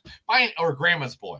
I can watch it 104 times in a row, and it's not like I care what it is. It's not exactly, it's cinema, but it is a fun time at the movies. I'm gonna love every moment of it. Now, we're gonna get to the number one. Yeah, I'm gonna go first because I know you guys have. Yeah, you're gonna go number one because I figure what you're gonna say is way different than what the two of us are gonna My number one's Poor Places, or those were Poor Things. I love this movie. It was. He loves porn. No, he watches. There's a lot of fucking. I like when you like. Oh my god! If you knew, I'm sorry. If you knew, I gotta defend Chris. If you knew all the porn he has on fuck you, like, fuck there's you, Neil. so much porn. You're There's like, so I many like sex poor toys in things. this house. You're like, I like poor things, and you give this wonderful, just happy, just description of this movie. Chris likes it. Oh, this guy just likes porn. Fuck off. Go ahead, Chris. I got you, baby. There's a lot of that. There's a lot of fucking in this movie, but I loved everything about Poor Things. I walked in hoping I'd love it. I exceeded my expectations. Probably none of the best one I've seen this year on technical level for me. Technical level. Yeah. Emma Stone definitely deserved the Golden Globe that she got. This is all. I mean, it's like. And they got a Golden Globe too, didn't they? I can't remember what it was for, but it wasn't just. For best musical comedy. That's so weird. It's not a musical or a comedy, but it's very, very funny. Yeah, and that's what the Golden Globes gave them. Beautifully shot. I love everything about Poor Things. We've talked about it before, but if you guys watch one more movie or at least series, please fucking see Poor Things. It is my favorite movie of the year. And Emma Stone, I liked her before, but now I might leave my way for her if I can. No, I'm not going to. But anyway. Oh my god! Don't ever say that about that. You're a dick for saying that. You asshole. Come on. All right. She doesn't even listen to this. Poor thing. So go ahead. I love it. But his wife doesn't listen to this. No, she doesn't. She started listening a long time ago. As we got 17 viewers, so I mean, none of them know your wife. She would. She's thinking about leaving me for our story on the fucking Baldur's Gate 3. Chill out. So, Poor Things, great movie. Yeah, we both reviewed it earlier. Chris, before me and Mark give our final number one, I'm pretty sure I sent you a clip last night. Why don't you go ahead and play that clip? Because I'm pretty sure it's from the exact same movie me and Mark are about to agree is the number one movie of the year. I'm just can't anywhere else I'd be a 10. My destiny to live a life of longevity.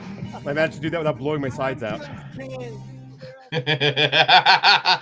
So the number one movie, I believe, in me and Mark's vision. Am I correct on investing? Everything you said this whole 2 hours is Barbie. Dude, I love Barbie too. So why? No, I'm just kidding. Yes, it's Barbie. Chris didn't even put in his top 15. No, I just top want three, you to throw and that out honestly, it was. there. You didn't put in your top 15. Dude, honestly, you didn't even put in your listen, top these 15. These top three, I really should have said they're all number one to me because I love Barbie just as much as you fuckers do. It's Oh yeah, you do. You love it so much. Where's it at in your top? Oh wait, Fuck wait, you, wait. Neil. Where did the Fuck world you. put it? Gaslighting him. World, Jesus Christ. World made it top 3. That's a global number right there. Oh my god. That has to be Guardians domestic because Barbie was the number one That's movie global. worldwide. That's global. Okay, well, so That's what I got yesterday. Okay. So anyway, It's not accurate. But go ahead. I didn't make it, brother. Okay. I just fucking. anyway, won it, let's talk bro. about Barbie. Let's talk about this fucking movie. It's so good, so fucking good. All right, Barbie. can I quick tell Go my for it. story? You go for it, Mark. Yeah, let me quick tell my story. Mhm. So, before we knew what Greta Gerwig was doing with Barbie, if you'll remember, one of the development phases of this movie was like the fat Amy Schumer Barbie version. Like there were a couple of different iterations. Yes. There was a couple of different iterations of Barbie. If you ever watch my podcast, Damn You Hollywood on W2M Network, my partner Robert Winfrey, he has very particular tastes. It's hard to get him to do anything with a feminist bent. It's hard to get him to do anything with an Afrocentric bent. He'll sometimes do them, but a lot of times I spare him because it's not worth the fight. So he bowed out of Barbie early because we all thought Barbie was just going to be a stupid, toyetic, garbage, silly movie. Nobody fucking saw this thing coming. So when I plotted it out on my review schedule, my good friend I hesitate to tell the story kind of the way I think about it because I don't want to hurt the guy's feelings. But when I decided we were going to do this, he's like, he volunteered. He's like, I'll go see Barbie. But he thought the same thing I did, that we're just going to review this dumb shit movie and then we'll move on with our lives. And I love Ronnie to death. But when I think about the issues of the day, when I think about film craft, when I think about deep thinking about the different themes a movie can present to you, Ronnie's not the guy I go to. That's Robert. So fast forward, we did a triple feature of Sisu, which almost made my list, by the way. It almost made my honorable mentions. Sisu, Barbie, and The Machine, which I joked about. I accidentally created the polyamory flag. The Machine! Oh my god! I was in my honorable mentions. So imagine like out Sisu, earlier. Yeah. and in the middle is Barbie, and on the other side is Bert Kreischer. It's the polyamory flag. Anyway, we did a triple feature of that, but Ronnie dutifully went to see it. He comes on, and the whole time is crying about how men are presented in that movie. And yeah, hang on. But it's not men, it's a society. Okay. Yeah. Good. So he's crying. And so we spent an hour discussing just the Ken element of Barbie because he was so mad about what Greta Gerwig did to men in it and how he felt about it and how frustrated it made him. So I spend an hour trying to explain to this guy how great Barbie is, why it works, on what levels it's working, about feminism and all this other stuff. And you got to understand, like, I make a lot of jokes, but you're not going to find like a bigger ally of, the feminists. Yeah. First or second wave feminist. After that, it's a little wonky than me.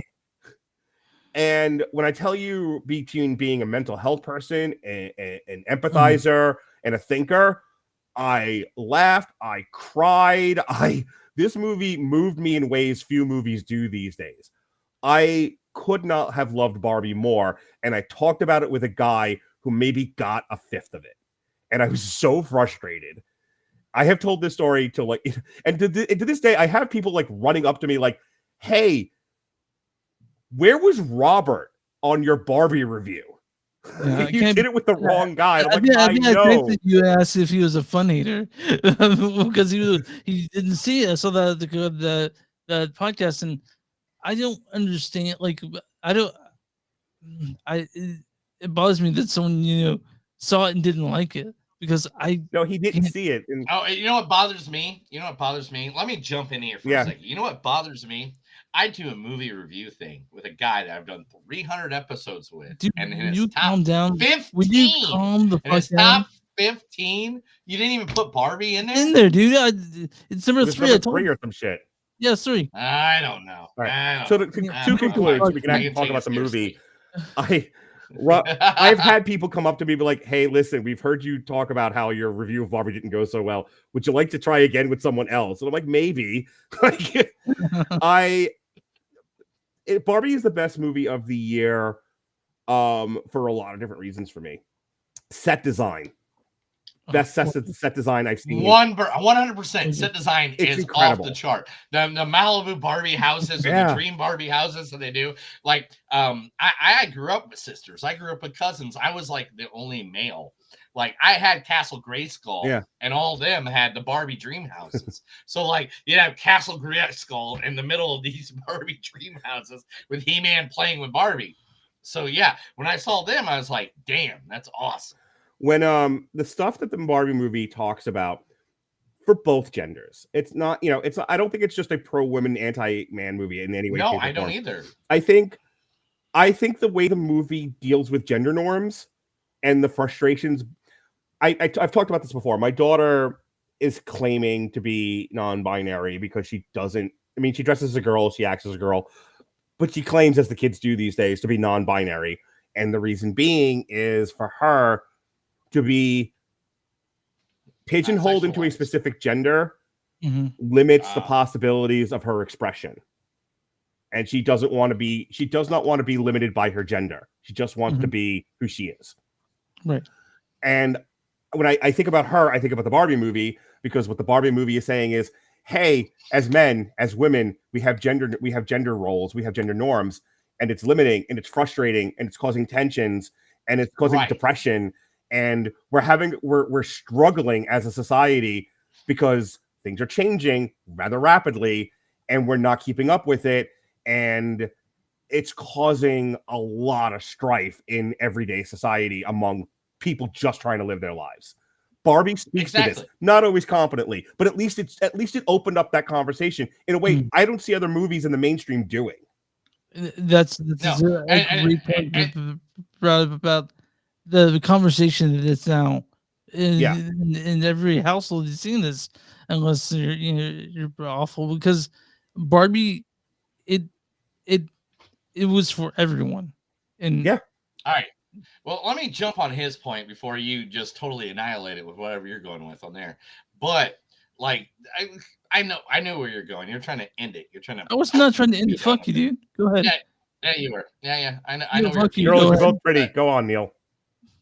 Anyway, let me jump on his point for a second, though. Too, is that in a society where by any means should this be the number one thing that we talk about is sexuality, about somebody, what people perceive themselves? It should not be. In this society, we should probably be talking about, hey, how about we pay people more? Hey, how about people be able to eat food? Hey, how would it be easier to get healthcare? Stuff like that. No, but in the last 2 years, society has made it very much a part of that our sexuality or who we want to be, male, female, whatever our sexual gender are, it needs to be a part of the forefront. And I feel like Barbie was the big fuck you to all those people who are like, hey, look, everybody's just going to be who they are. It's been the way we've all been for years, for decades.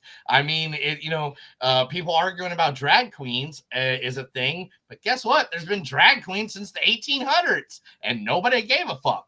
And so, like, literally, for people to put something on the Stormfront and in a movie, in a cinematic way, to be like, hey, you know what? It's okay just to be who you are.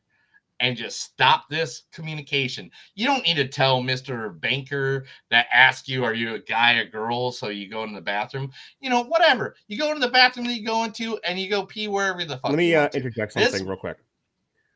Because this came up during the review, and then Robert kind of brought it back up again in his own way. And it was the treatment of men in Barbie. One of the things I said to Ronnie at the time, and I have had to beat this horse to death, is that we talk about like men's mental health is often neglected. Right. The way because of the way a lot of us as boys are raised or not raised, if you don't have men in your life, and you're just raised by women, a lot of stuff that is the male life experience is often neglected, not thought about, and if you express it, you're then seen as less than manly. Mhm. And that's one of the things that Barbie talks about. It's why like when Ronnie's like, I don't think this treated men very well. It's like, no, it treated men awesome because it pointed out that yes, being a woman is hard, and that is a big part of what Barbie was. But also being a man is hard in the sense that there is an expectation of us that many of us can't live up to, and sometimes it's way out of reach. But if you don't meet that expectation, you as a person get nullified. Yeah. You get told you don't Right. matter. If you're not Yeah. doing this, and this, you are told as a man, you don't matter. You don't barely exist. No one should respect you. You don't get to participate in society anymore, essentially. And then what ends up happening is you're sitting there as a guy and you're like, okay, well, then I'll do all of those things. And life suddenly doesn't work out for you. And you're like, then what am I supposed to do? I did all the things you said I'm Right. supposed to do as a man, and life still didn't work out. I was left. I was abandoned. I lost out on opportunities. And you're like, what else am I supposed to do as a human being? And nobody has any good answers for you. Try better, do more. And you're like, Exactly. and then you wonder why Exactly. so many guys have arrested development. They Right. don't try anymore. They live like bears. You wonder why guys are in droves attracted to online virtual life, because Yeah, life as a because- guy sucks so bad right now, where if you do all the right things, you're still wrong. You do all the wrong things, you're horrible. You're the worst villain in history. To where a lot of guys just go, I don't Right. want to participate in society anymore. I'm going to put on glasses and live in like fucking a video game. I'm going to buy a robot sex doll because it's better than any human relationship I'm ever going to have. And Barbie talked gotta be about mad. that. Yeah, Barbie Yes, was it like, did. it's for everyone. It's for fucking Yeah. everyone. It's something that I've told people that have just sort of laughed it off and like, no, you need to see this movie because for everyone, it has Yeah. it's there and it's fun. It's a fun movie, even if I cry like a puddle at the end of it. Barbie Yeah. it's a cultural phenomenon for a reason, and like I said, it's so many times I gets it right when it comes to how giant it is. Mhm. It's amazing. Look, it's not perfect. There's some film craft elements. No. that are not It's great. if you want to go through film Yeah, and if you yeah. want to do the whole nitpick and all that stuff like that. Yes, there are elements of the film that are not great. Let me take this back since Mark only ranted for 3.5 hours. I'm sorry. But I know I love to I've- do Mark. I've I've been keeping I a love lot Mark. back. I love having a conversation with Mark. Mark, we should literally just have conversations every day a week. Anytime you want to talk about anything, like just let me know. I'll come right to this room. We'll have a great conversation about anything ever. I don't give a Thanks, shit. Neil. I don't care if it's pro wrestling, movies, whatever. And I'll hook you up with a millionaire. Okay, But I'm anyway, gonna shut up now 'cause I um, feel like I'm being shamed. But okay. No, the millionaire keeps on texting me, by the way. What was The millionaire keeps on messaging me, by the way. Like, He's who's this "Where are fucking you? guy on your Why- podcast? You thought this was going to be an hour and a half. Why is this 2.5 hours at this point? But anyway, to back Mark up and let's cut this off and finish it up. Barbie was one of the best movies, and to be honest, it wasn't just because of the rewatchability. I've already watched that fucker like 40 times. I don't know how many times I've watched it, but I've watched it plenty of times. It's on the background a lot. It's like my go-to. It's like my Twilight Zone, my Big Bang Theory. It's like literally, if I need just something playing in the background, it's one of those movies that do that. And to be honest, everything that it imagines and everything that it's a part of needs to be a part of the society that we live in, that we all need to understand that it's not just girls, it's not just guys, it's all of us as human beings that need to reflect on what makes us better as human beings and not to be greedy asshole cunts. And I mean, to say the most gruesome word in the history of English, I guess. That's probably the worst. But But seriously, I mean, it's the bottom line. So That is Oh, it. yeah. That has to be at this point. We're at 2 hours and 30 minutes. Chris is gonna have fun It's gonna be editing the this it's shit. gonna be the shit. Yeah, that my Uh, whole rant's getting cut yeah. out, isn't it? No, But- you keep on keeping but- all your shit in, because honestly, that rant was the best thing I've heard all podcast. So thank you for that. It was a great rant, and I loved every minute of it. I'm not gonna love it. And to be honest, Mark, seriously, it's almost broken my heart that you have not had me on one of your podcasts this past All year. right, we'll get Not you on, Neil, I one. promise. You have not one. We had a whole long speech last year together where I was like, dude, I will jump on anything you ask me to. And you're like, I'll get you, brother. You didn't call me once. And we in the need to do this entire more than year. once a year, I think. There's a whole 3 months that had a broken arm and a cast. And all I'm doing is watching movies Neil, and come watching on. wrestling and shit. You did not call me once. Okay, I'm Anyway, gonna send you. but- I'm gonna send you the Damn You Hollywood list, and you come on any podcast you want. all And right. we'll have you back anyway. before a year, because I miss you, pal. I want you. Yeah, I on miss you more. too. I'm. Yeah. Oh, I'm not as seriously, like, social as I literally. used to be. I started dating a girl that's only available on Saturdays and Sundays, so I'm Yeah. back to being available during the week. So Dude, we let me know. only record on like Tuesday, Wednesdays, and Thursdays. Yeah. So fuck off on that. Okay, Yeah. okay, guys. I loud and clear. Got it. Yeah. Friday, Saturday, and Sundays. Guess what? That's when Neil goes socialized. Yes. Like, Yeah. hey. Now me too. Yeah. So, but yeah, we'll make sure we do this more than once a year, because I fucking Hey. love having you on. After a great episode, Chris, why don't you tell everybody where we're available at? You can find us online at moviesonsuck.net. We're at facebook.com/moviesonsuck podcast. We are somewhere at W2Mnet. That's W2Mnet.com. Right on the main page. Yeah. You can go right there. W and see all number of two us. M is in moviesnet.com. You can find our podcast there, along with a bunch of other badass ones. We're also on Patreon. Go to patreon.com/moviesonsuck. We're on Instagram at MTS Podcast. We're also on X, formerly known as Twitter. X at MTS Podcast. Maybe how long will be there? I don't know. We're also on we're also on Bonfire. Go to bonfire.com. Search for something you'll find our shirts along with a bunch of stuff Neil's made. If you and we're trying to podcast. Fuck, you find Movies Don't Suck. It's something. Hey, all right, bro. Yeah, I'm all right. Neil, what do you sort of all small businesses? If you got a small business, let us know. We'd be more than happy to advertise you to our thousands of listeners or millions of followers right here on Movies Don't Suck and Some That Don't Do.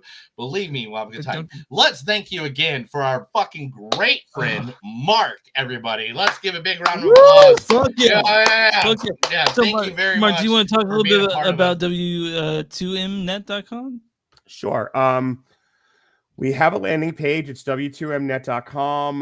We're on YouTube, LinkedIn. We have a Facebook page. My subset is the Rattlage and Broadcasting Network. It too has a Facebook page and a X.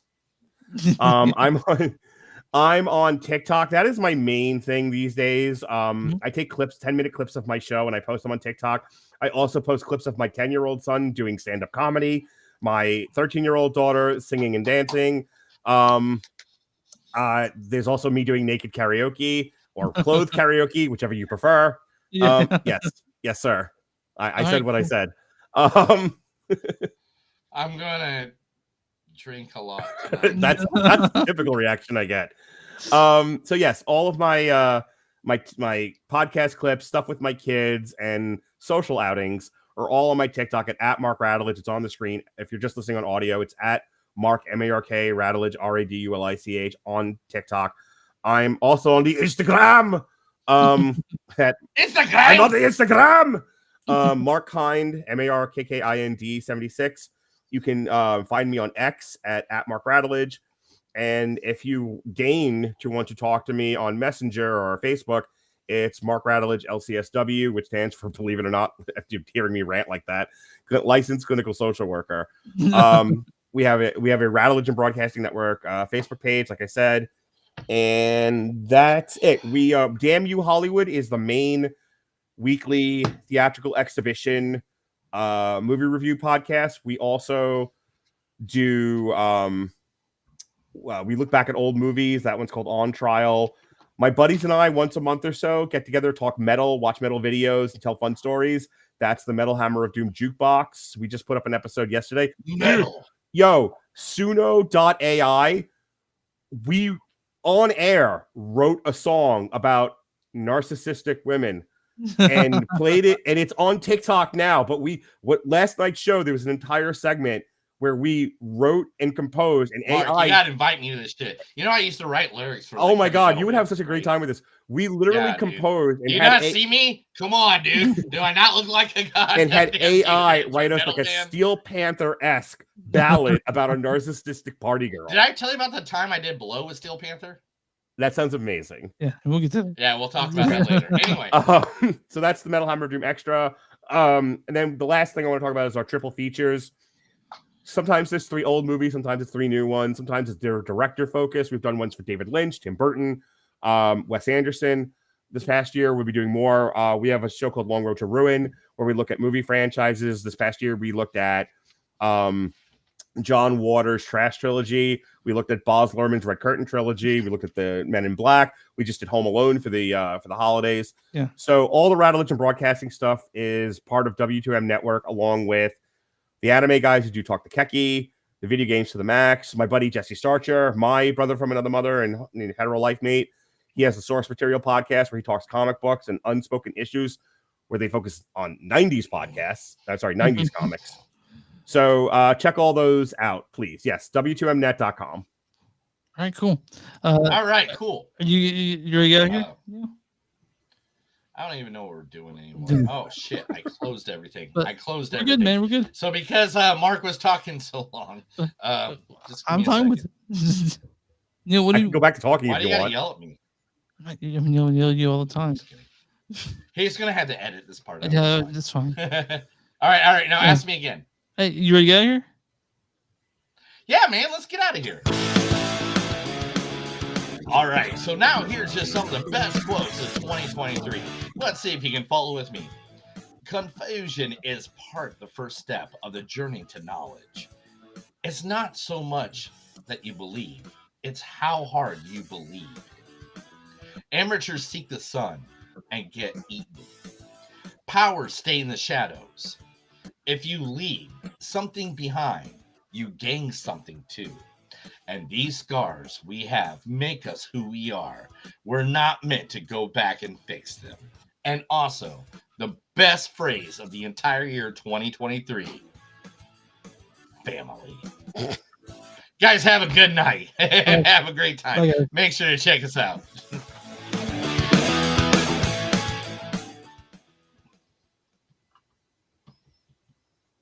All right. Right. 1 second, guys. 1 second. Don't nobody say anything.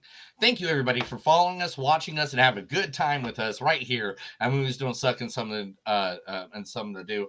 Remember to check us out on all the platforms. On top of that, make sure to go check out Mark at WTMnet.com. He has a ton of shit over there to check out. Check it out. It is awesome. Yeah, Thank you guys for watching us. We've had a bunch of you guys watch it in and out.